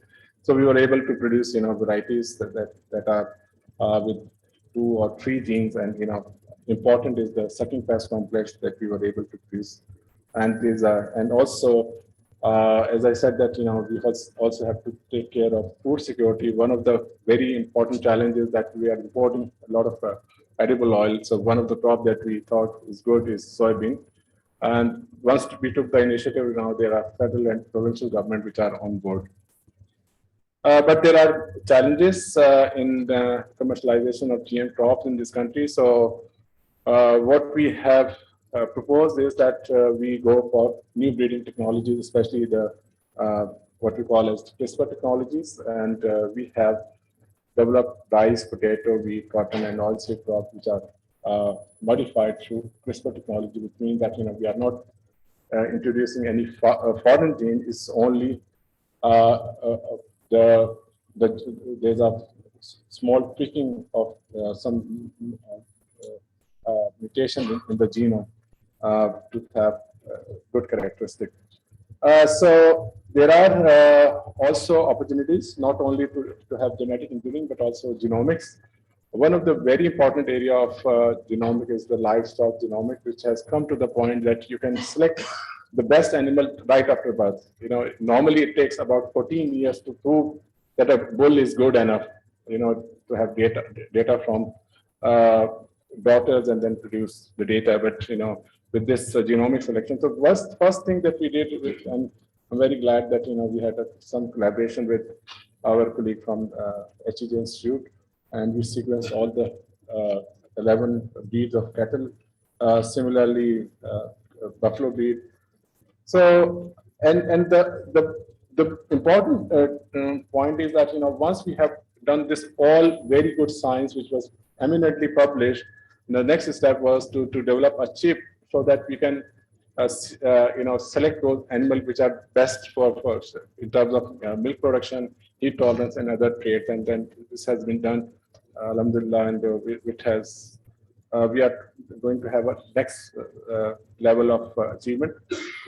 So another thing is that in COVID we started to develop our own kit. We provided services to about 20,000 samples.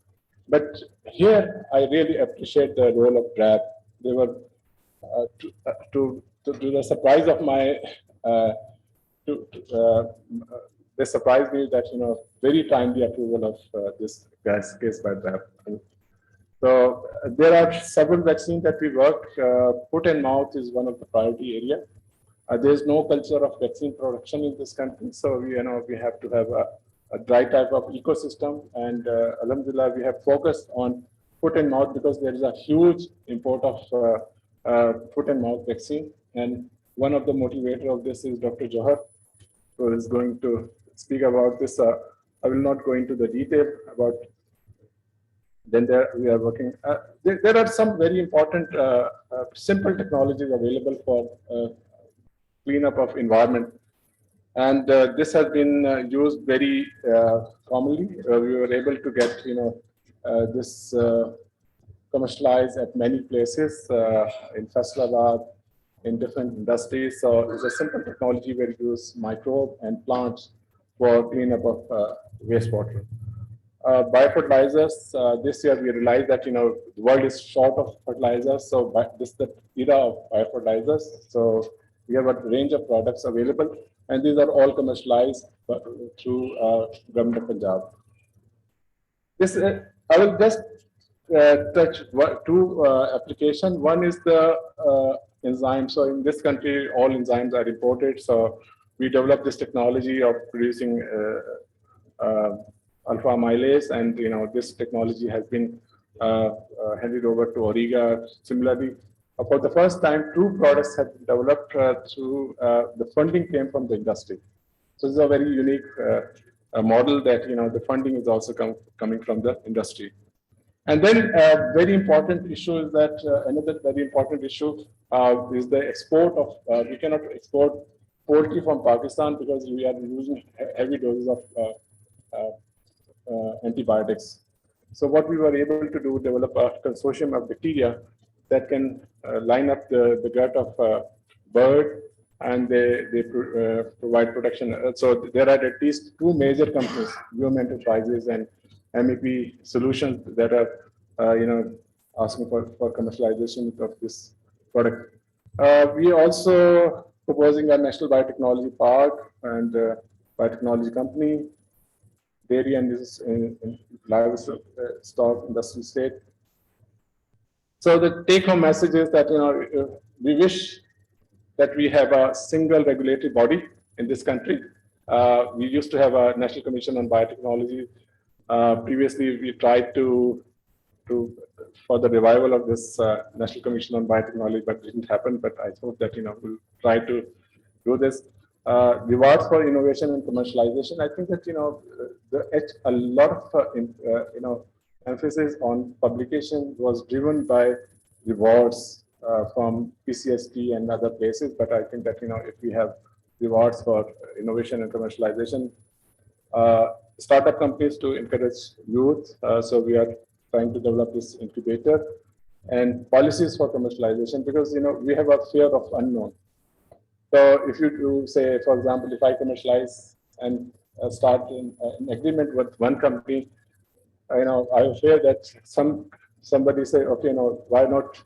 Why it was commercialized on 8%? Why not 10%? And somebody starts, inquiry against scientists. So I think that we need to have a very a protective mechanism, so that those who dare to come up with commercialization, they should. And enhancement in pilot scale production, because industry wants the process to be showcased, and they cannot just see in the. So I mean, if we have a pilot scale production units, then obviously it can be enhanced to industry level. Thank you very much.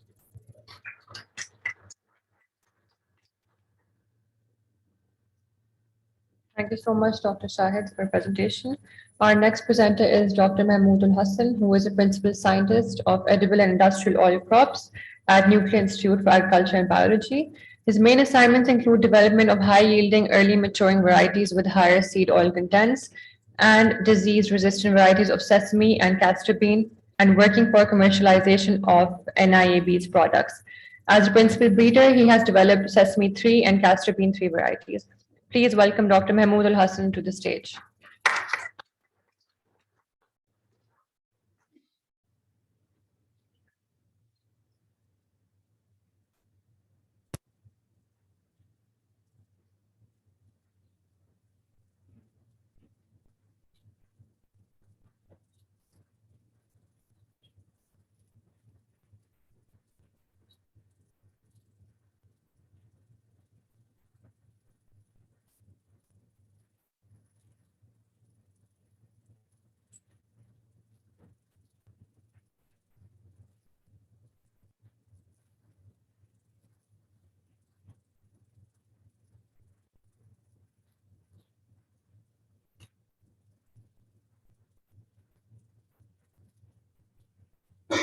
Bismillahirrahmanirrahim.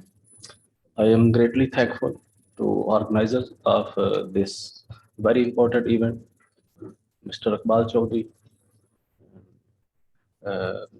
Mr. Umar, and other organizers to providing me an opportunity on a diversified form. I have listened lecture on different aspects. So today I am going to present here. I am also feel it proud that one of my senior colleague, Dr. S. Sarwar Alam, is here. He retired from NIAB about 5 to 6 years earlier, but he especially came here to attend this lecture in my program. Especially, he has great contribution. So,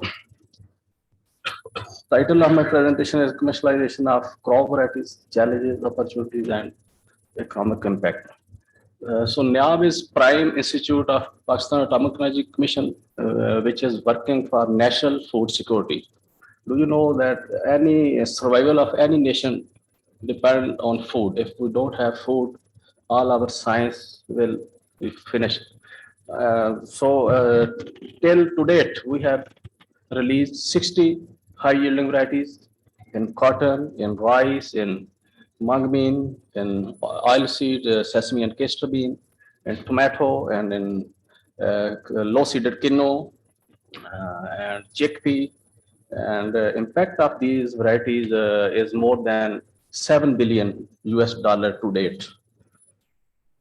So just briefly, if we go through, there are several steps in development of any varieties. It takes 4 to 5 years to develop a stable material, either by using either technique, biotechnology, mutation breeding, or commercial breeding. So we require 4 to 5 years to develop a plant that actually our farmer or end users need. Yesterday, Honorable Professor was saying here that in Pakistan we don't need any research.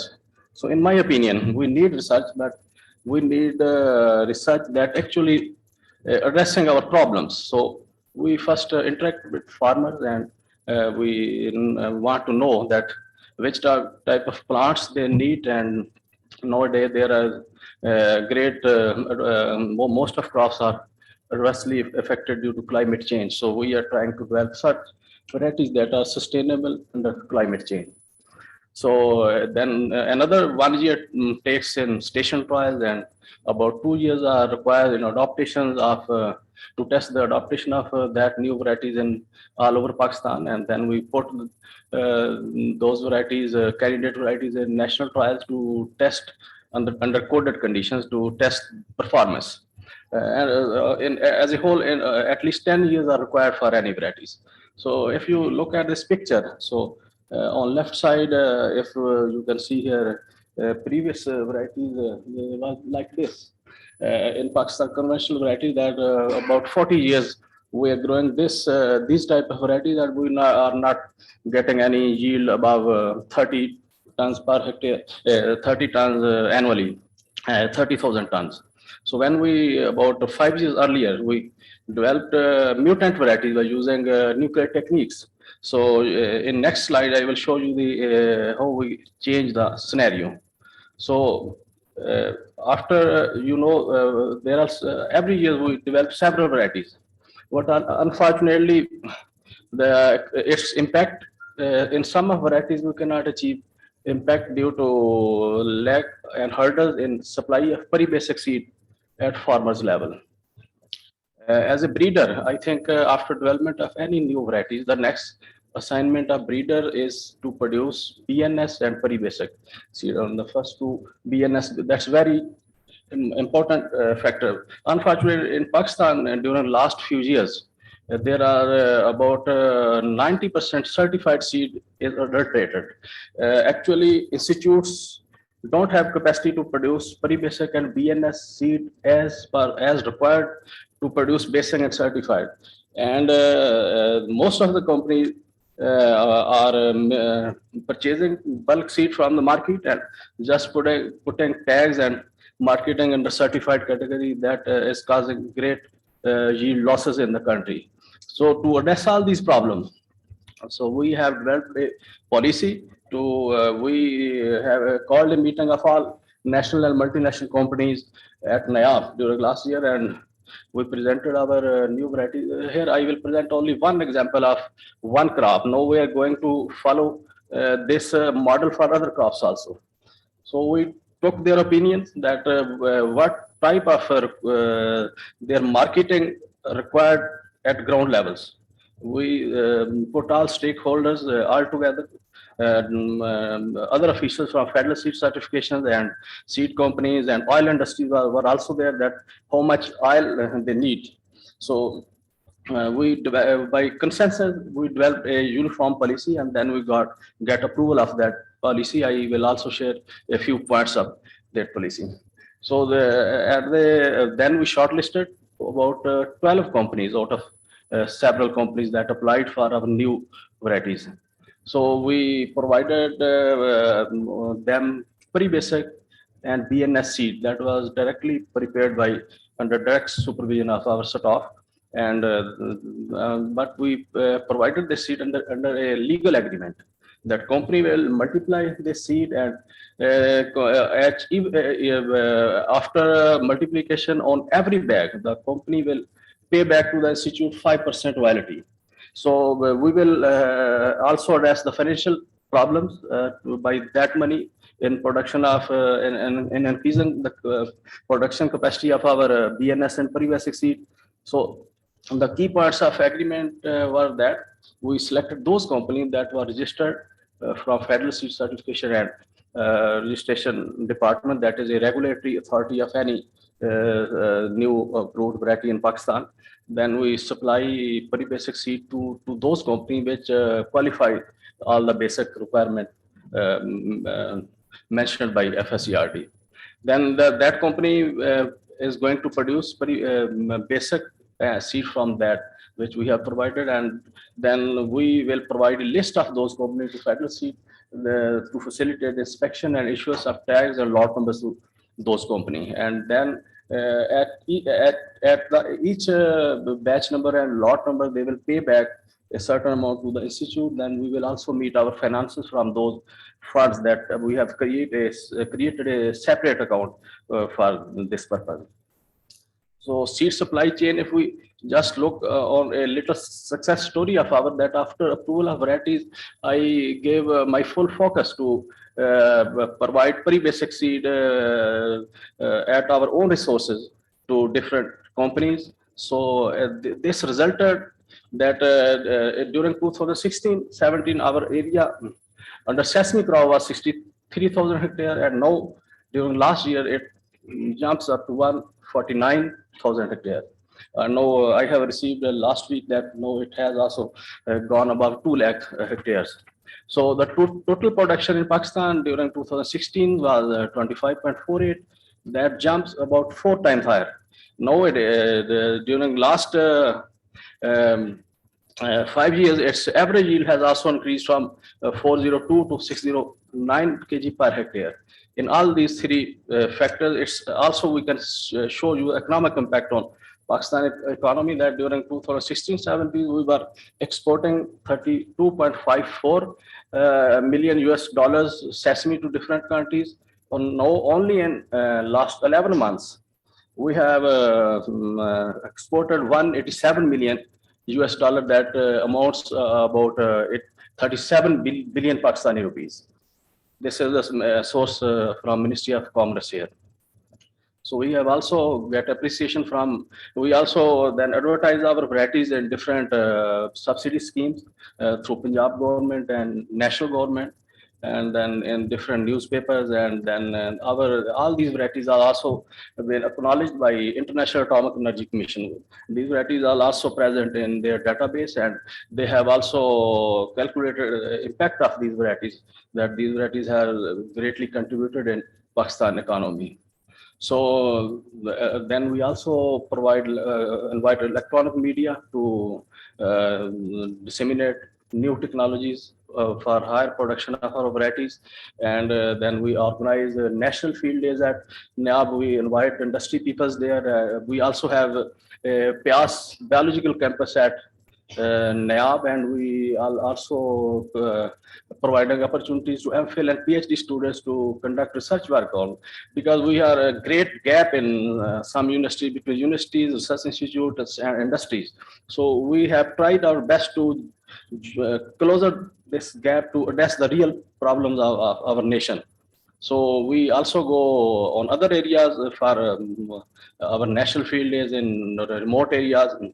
And the success story of this, after I will conclude this, that by successful implementation of commercialization, all stakeholders are win-win position. The institutes will get sufficient funds, not from government. We will get funding return from the industry, that is getting from the pockets of farmer by supplying them adulterated seed.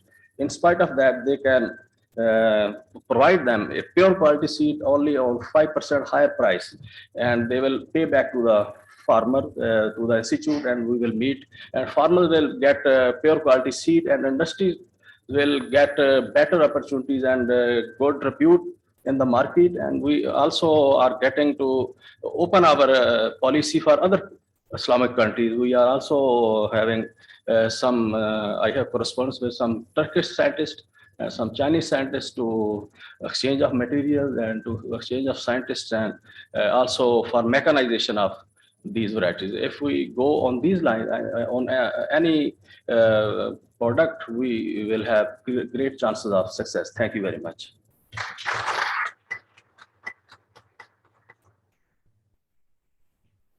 Thank you so much, Dr. Mahmood. Our last presenter for today is Dr. Johar Ali. Dr. Ali brings to the table a vast experience of 4 countries, including USA, Canada, UK, and Pakistan in the field of genomics, bioinformatics, automation, software engineering, biotechnology, agriculture, business plan, project management, and evaluation. He has recently joined Usman Institute of Technology University as a vice chancellor. Dr. Johar also has worked in the high-profile Human Genome Project. His vast experience in initiating and evaluating new centers also brought him to Pakistan to launch the first ever high-tech genome biotechnology center in Peshawar, Pakistan. Please give a warm welcome to Dr. Johar Ali.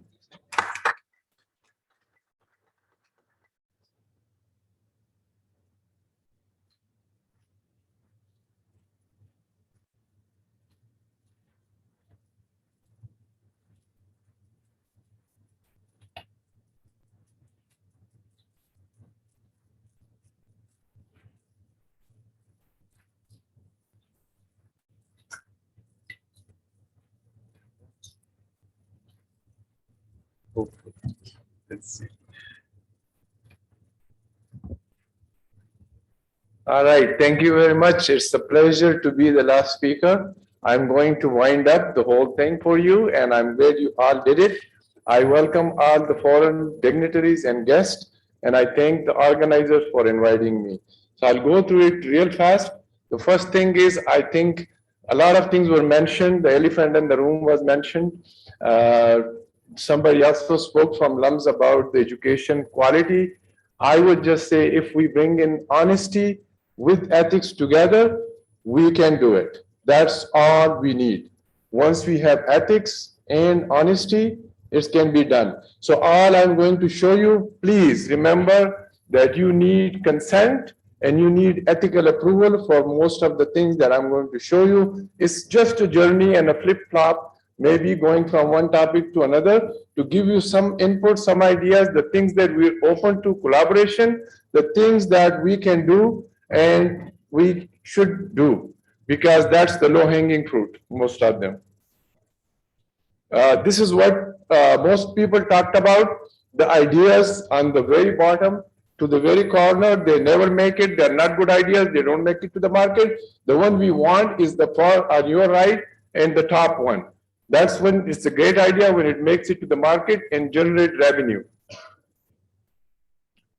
Some of the goals, what we have existing, go and look into existing innovation.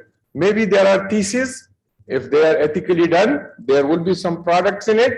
You can take those, but ethically take it to the market. Ethically means give the author its royalty or ask for permission. Whatever the royalty they decide, you can do that. So that's a very, very low-hanging fruit.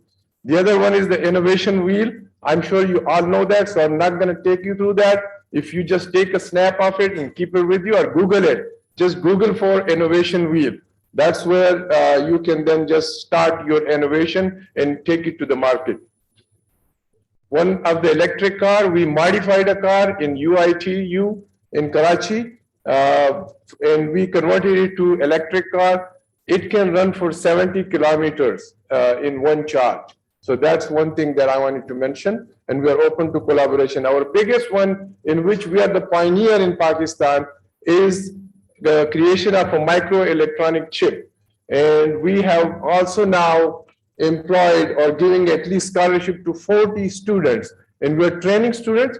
We're offering you an open door. You can send your students and we will train them.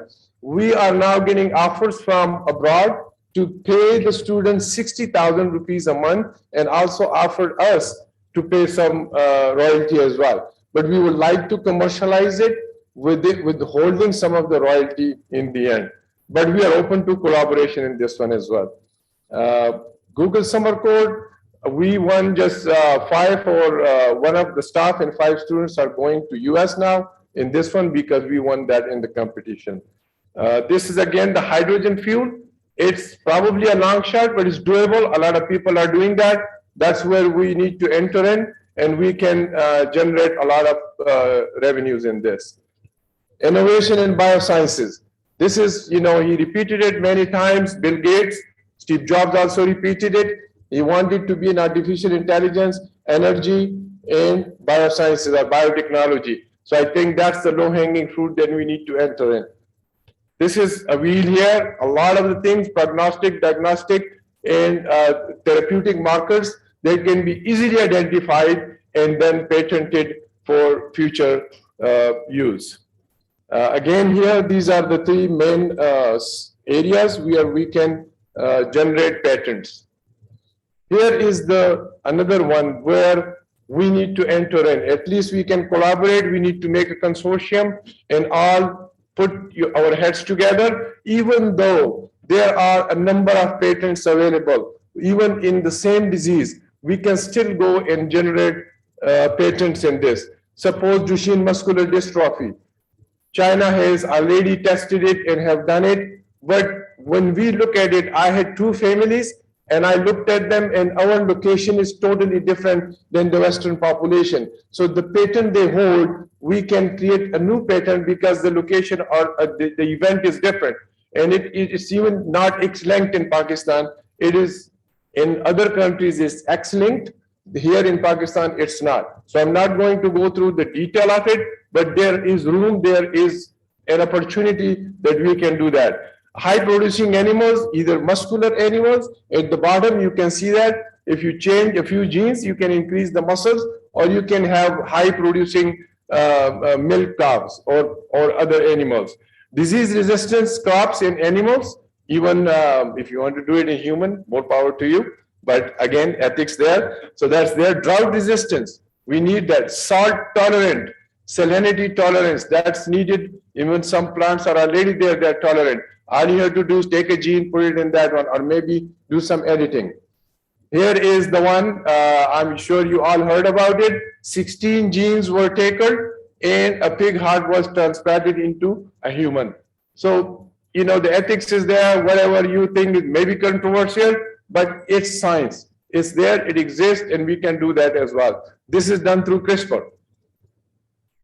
Here are some other applications of CRISPR. So I'm going to leave it and for you to look at it and not go through it step by step. I was told my time is really short, so I'm gonna go through it. So this is one of the chart for CRISPR patenting. I found only Saudi Arabia and Bangladesh on this chart among the OIC countries. So there is a room there. We need to get into that. We need to get patents in that. Here is the microbial medicine. Dr. Shahid Mansoor Sahab already mentioned, they're doing some of them. You can have probiotics, you can have prebiotics, and it's a very low-hanging fruit. Maybe you need some, at some point, if you're generating at a commercial level, you require a BSL-3 level facility for human, if you're generating probiotics or prebiotics, but that's an area we need to get into.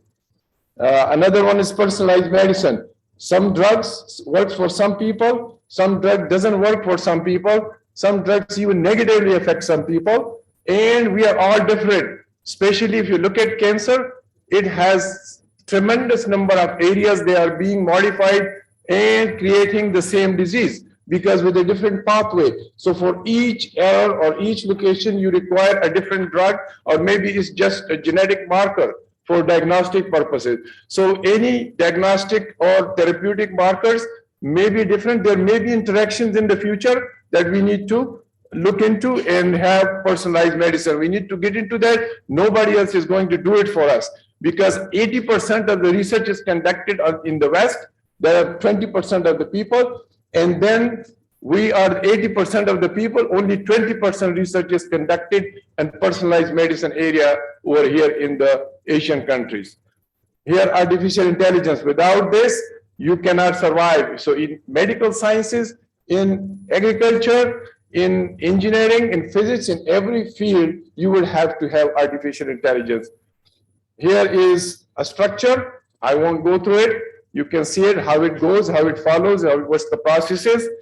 Here is the data mining, the cheapest, right? Maybe we can go into cloud altogether. All the OIC countries create our own cloud and then start data mining. Data mining for, say, genetic diseases. A point will come where you will have to license these data, the mined by other countries. No doctor or nobody can memorize all these locations identified. So far, we have about over 2,000 locations only for cancer. Once these locations are identified, interactions are identified, they can maybe reach about 100,000 in all of the diseases.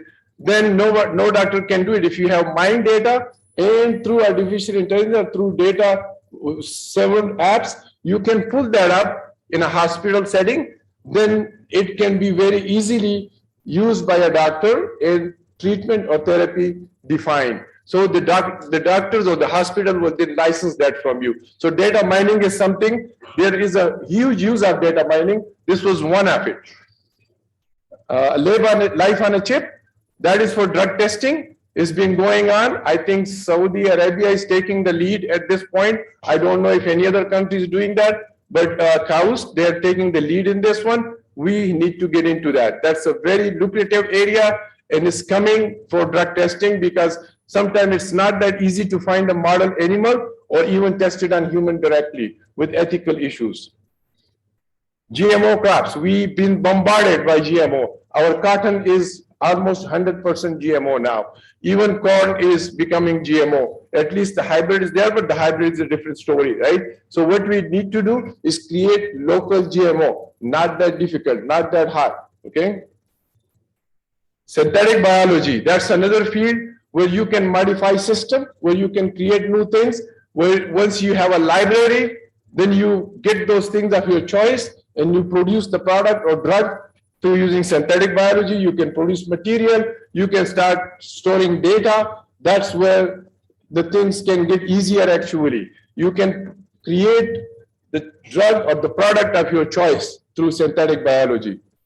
Here is a path, so you need sequencing, you need functional studies. Once you have the functional studies, you have sequencing, you can store these pieces, and then you plug them and put them together side by side, depending on what you want. So once you have the substrate, then you get the final product.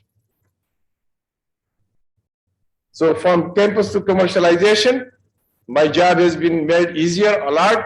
The only thing in commercialization, I will say, is again, innovation cycle is right there. I think the one window operation is the one I will emphasize on.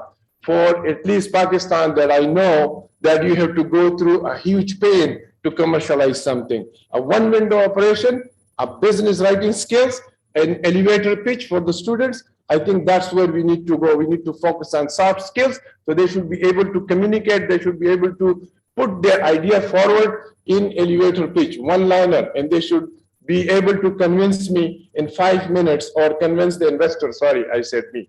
So that's where we need to train our next generation. And one window operation, I propose here that actually at least the OIC countries can come together and create a consortium and have like FDA type committee in each area, in each field.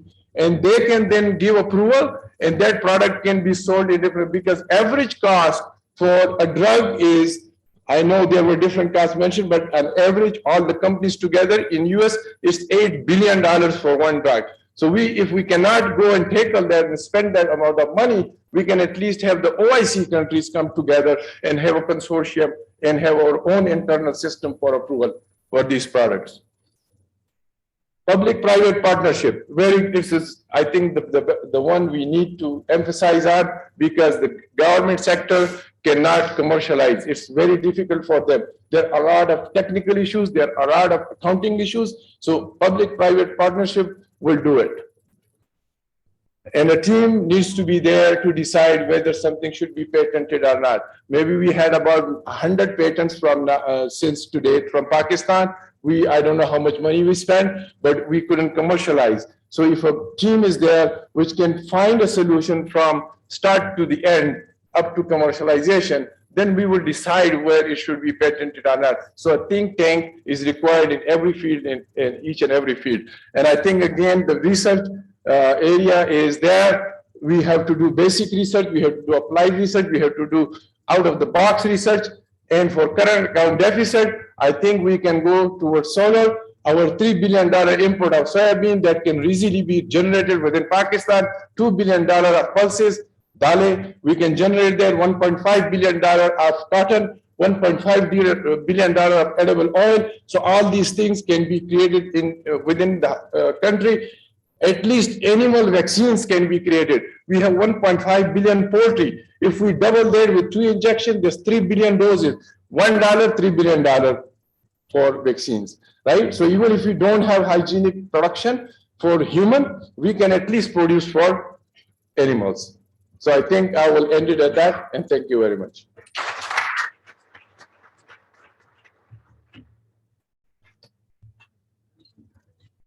Over 10 minutes. Thank you. Thank you so much, Dr. Jawhar, for your presentation. That concludes our presentations for today. Unfortunately, we are very short on time, so we cannot have Q&A session. Now, I would like to call Dr. Khurshid Hasnain for his closing remarks.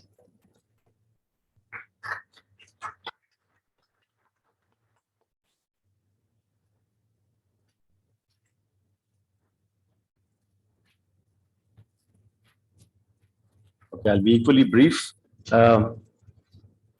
Nothing makes the organizer of a workshop happier than to see a full house at the end of the event. And so thank you very much for being here at the end, testifying that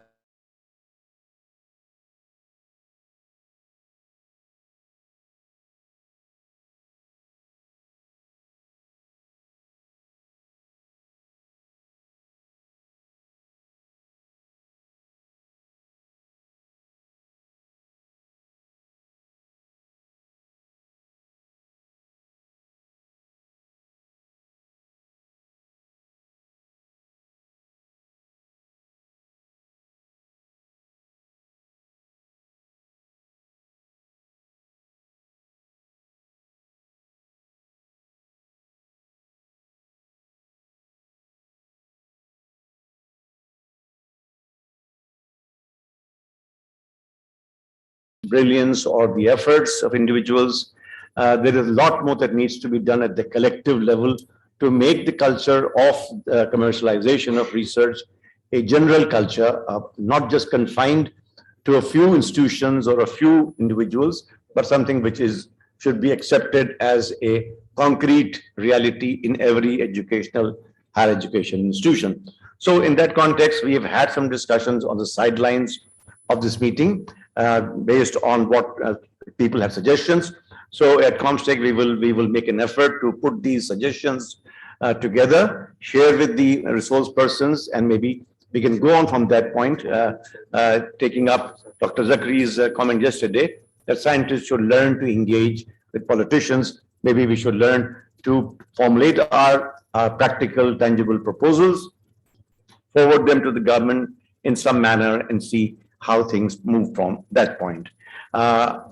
Besides that, the CG will, of course, thank the participants and our guests, both national and international, for their. So I will not go in that path. Simply, I'd like to acknowledge the team, the entire team and staff at Comstech for their hard effort in making this workshop flawlessly executed. Thank you very much to all of the Comstech. In particular, I have to thank and acknowledge Mr. Omar Farooq, who's standing right here, and Mohammad Abbasi, for all the effort that Omar has made in organizing this event. It's truly a Herculean effort. And Mohammad Jamil, who has been also outstanding in all the correspondence, all the logistics, he has been there. So he deserves a very good hand from everybody. So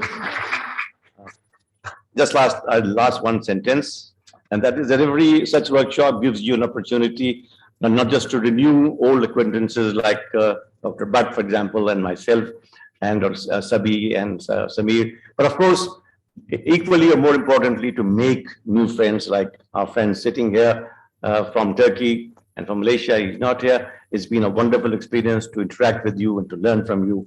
And I hope that we can continue this with all of you in the future. Thank you very much.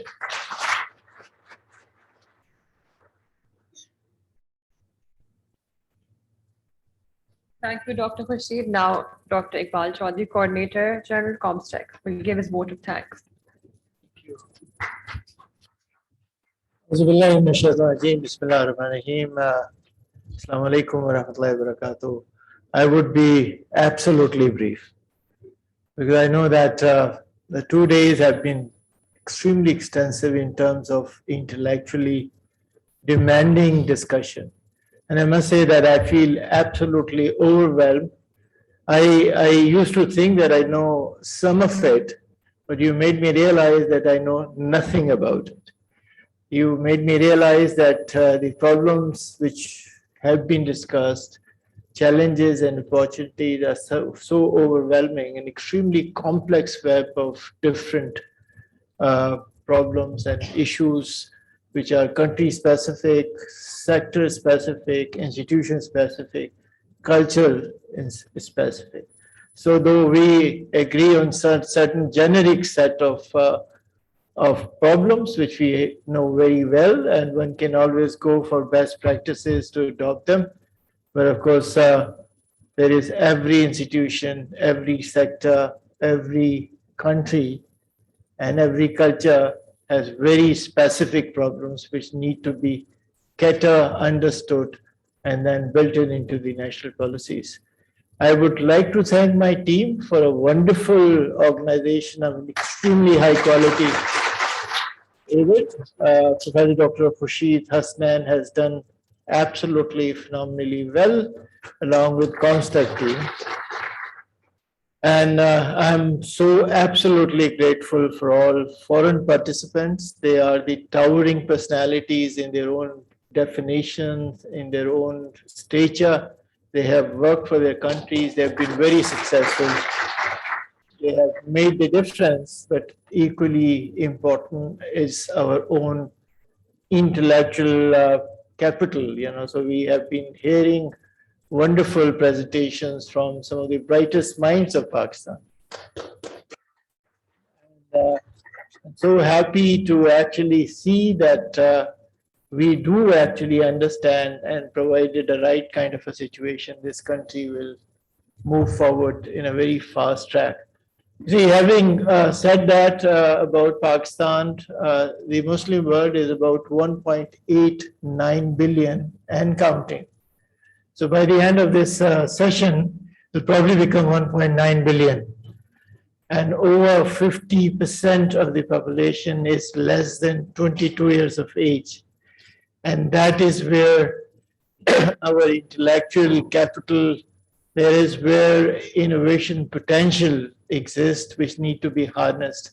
And according to McKinsey's report, the development paradigm in future would not really be building bridges or highways or big, large conglomerate of industries.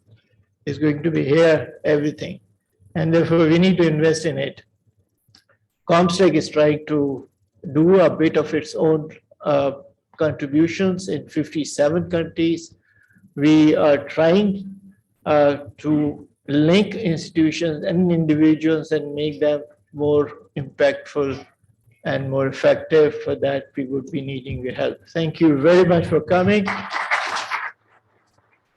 It has been an absolute honor of welcoming the wonderful guests from all over. Thank you very much. Thank you.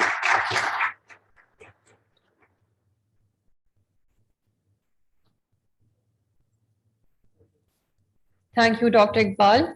Thank you to everyone for attending these 2 days with us. Now I would like to proceed with the award distribution ceremony.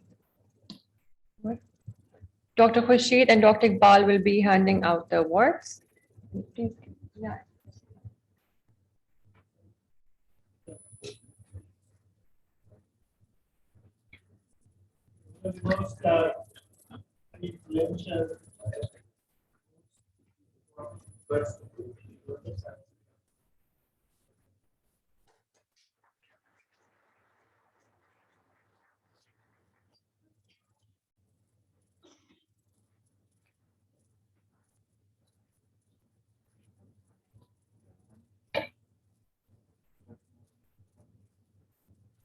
As I announce the names, I would want the resource person to come forward and collect their award and certificate from Dr. Iqbal. Professor Dr. Zakri bin Abdul Hamid, is he here with us today? No, he is not here. Okay. Professor Dr. Mustafa Guzal. Oh, he is praying. Okay. Next, we have Dr. Orkan Hasikiolu. Please join us.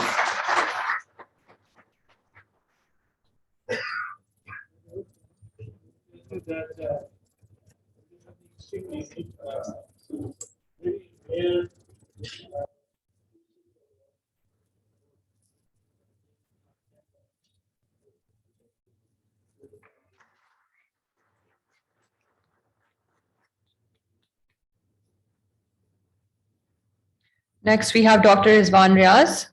Please come.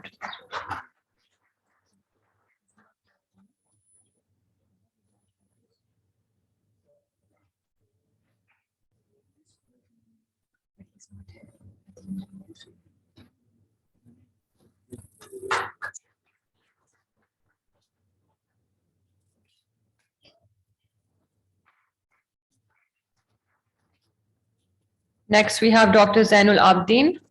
Is he here with us today? No, he is not. Mr. Samir Hoodboy, please come forward to the stage.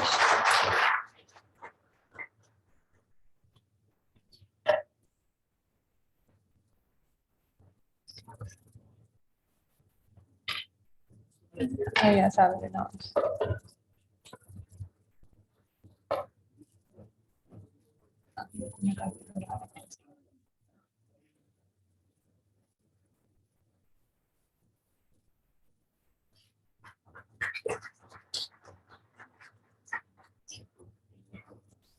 Professor Dr. Mustafa Guzel, please come and receive your award and certificate.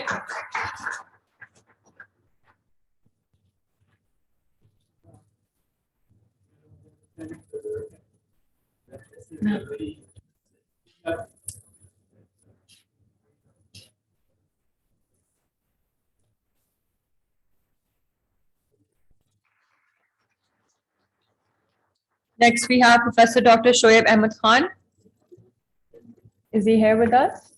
I believe he left. Next, I will say Dr. Tasadduq Hussain Chima. Please join us.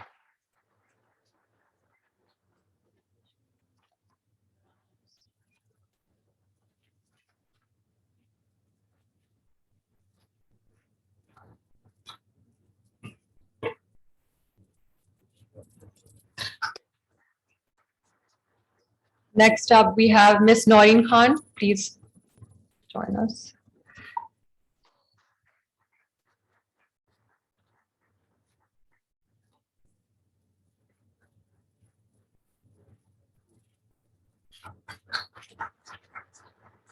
Next, we have Dr. Yasir Ayaz.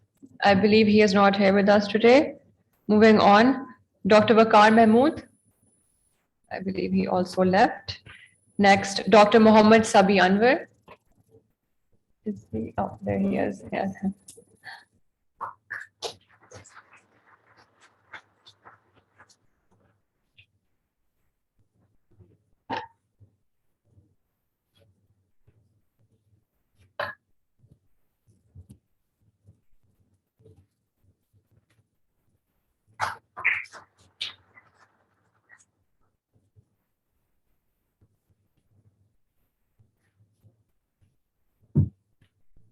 Next, we have Air Commodore Mohammad Amir. Is he here with us? No, he's not.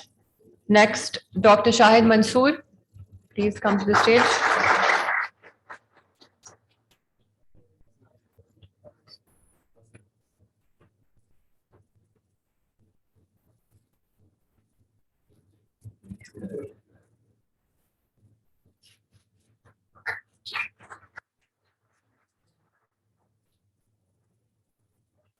Next up, we have Mr. Abdullah Sumro.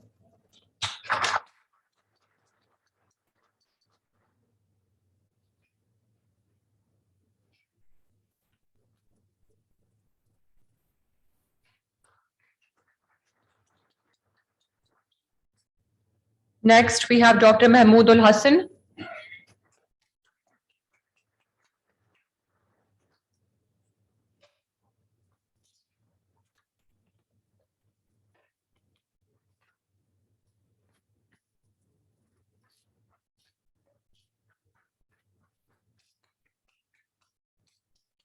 Next, and this is our last resource person, Mr. Pervez Abbasi. I believe he left early today. And next up, after Pervez Abbasi, we have Dr. Johar Ali. Please welcome.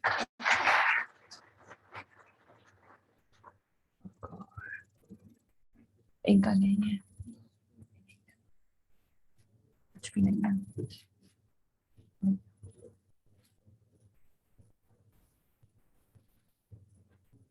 बस ये देख लो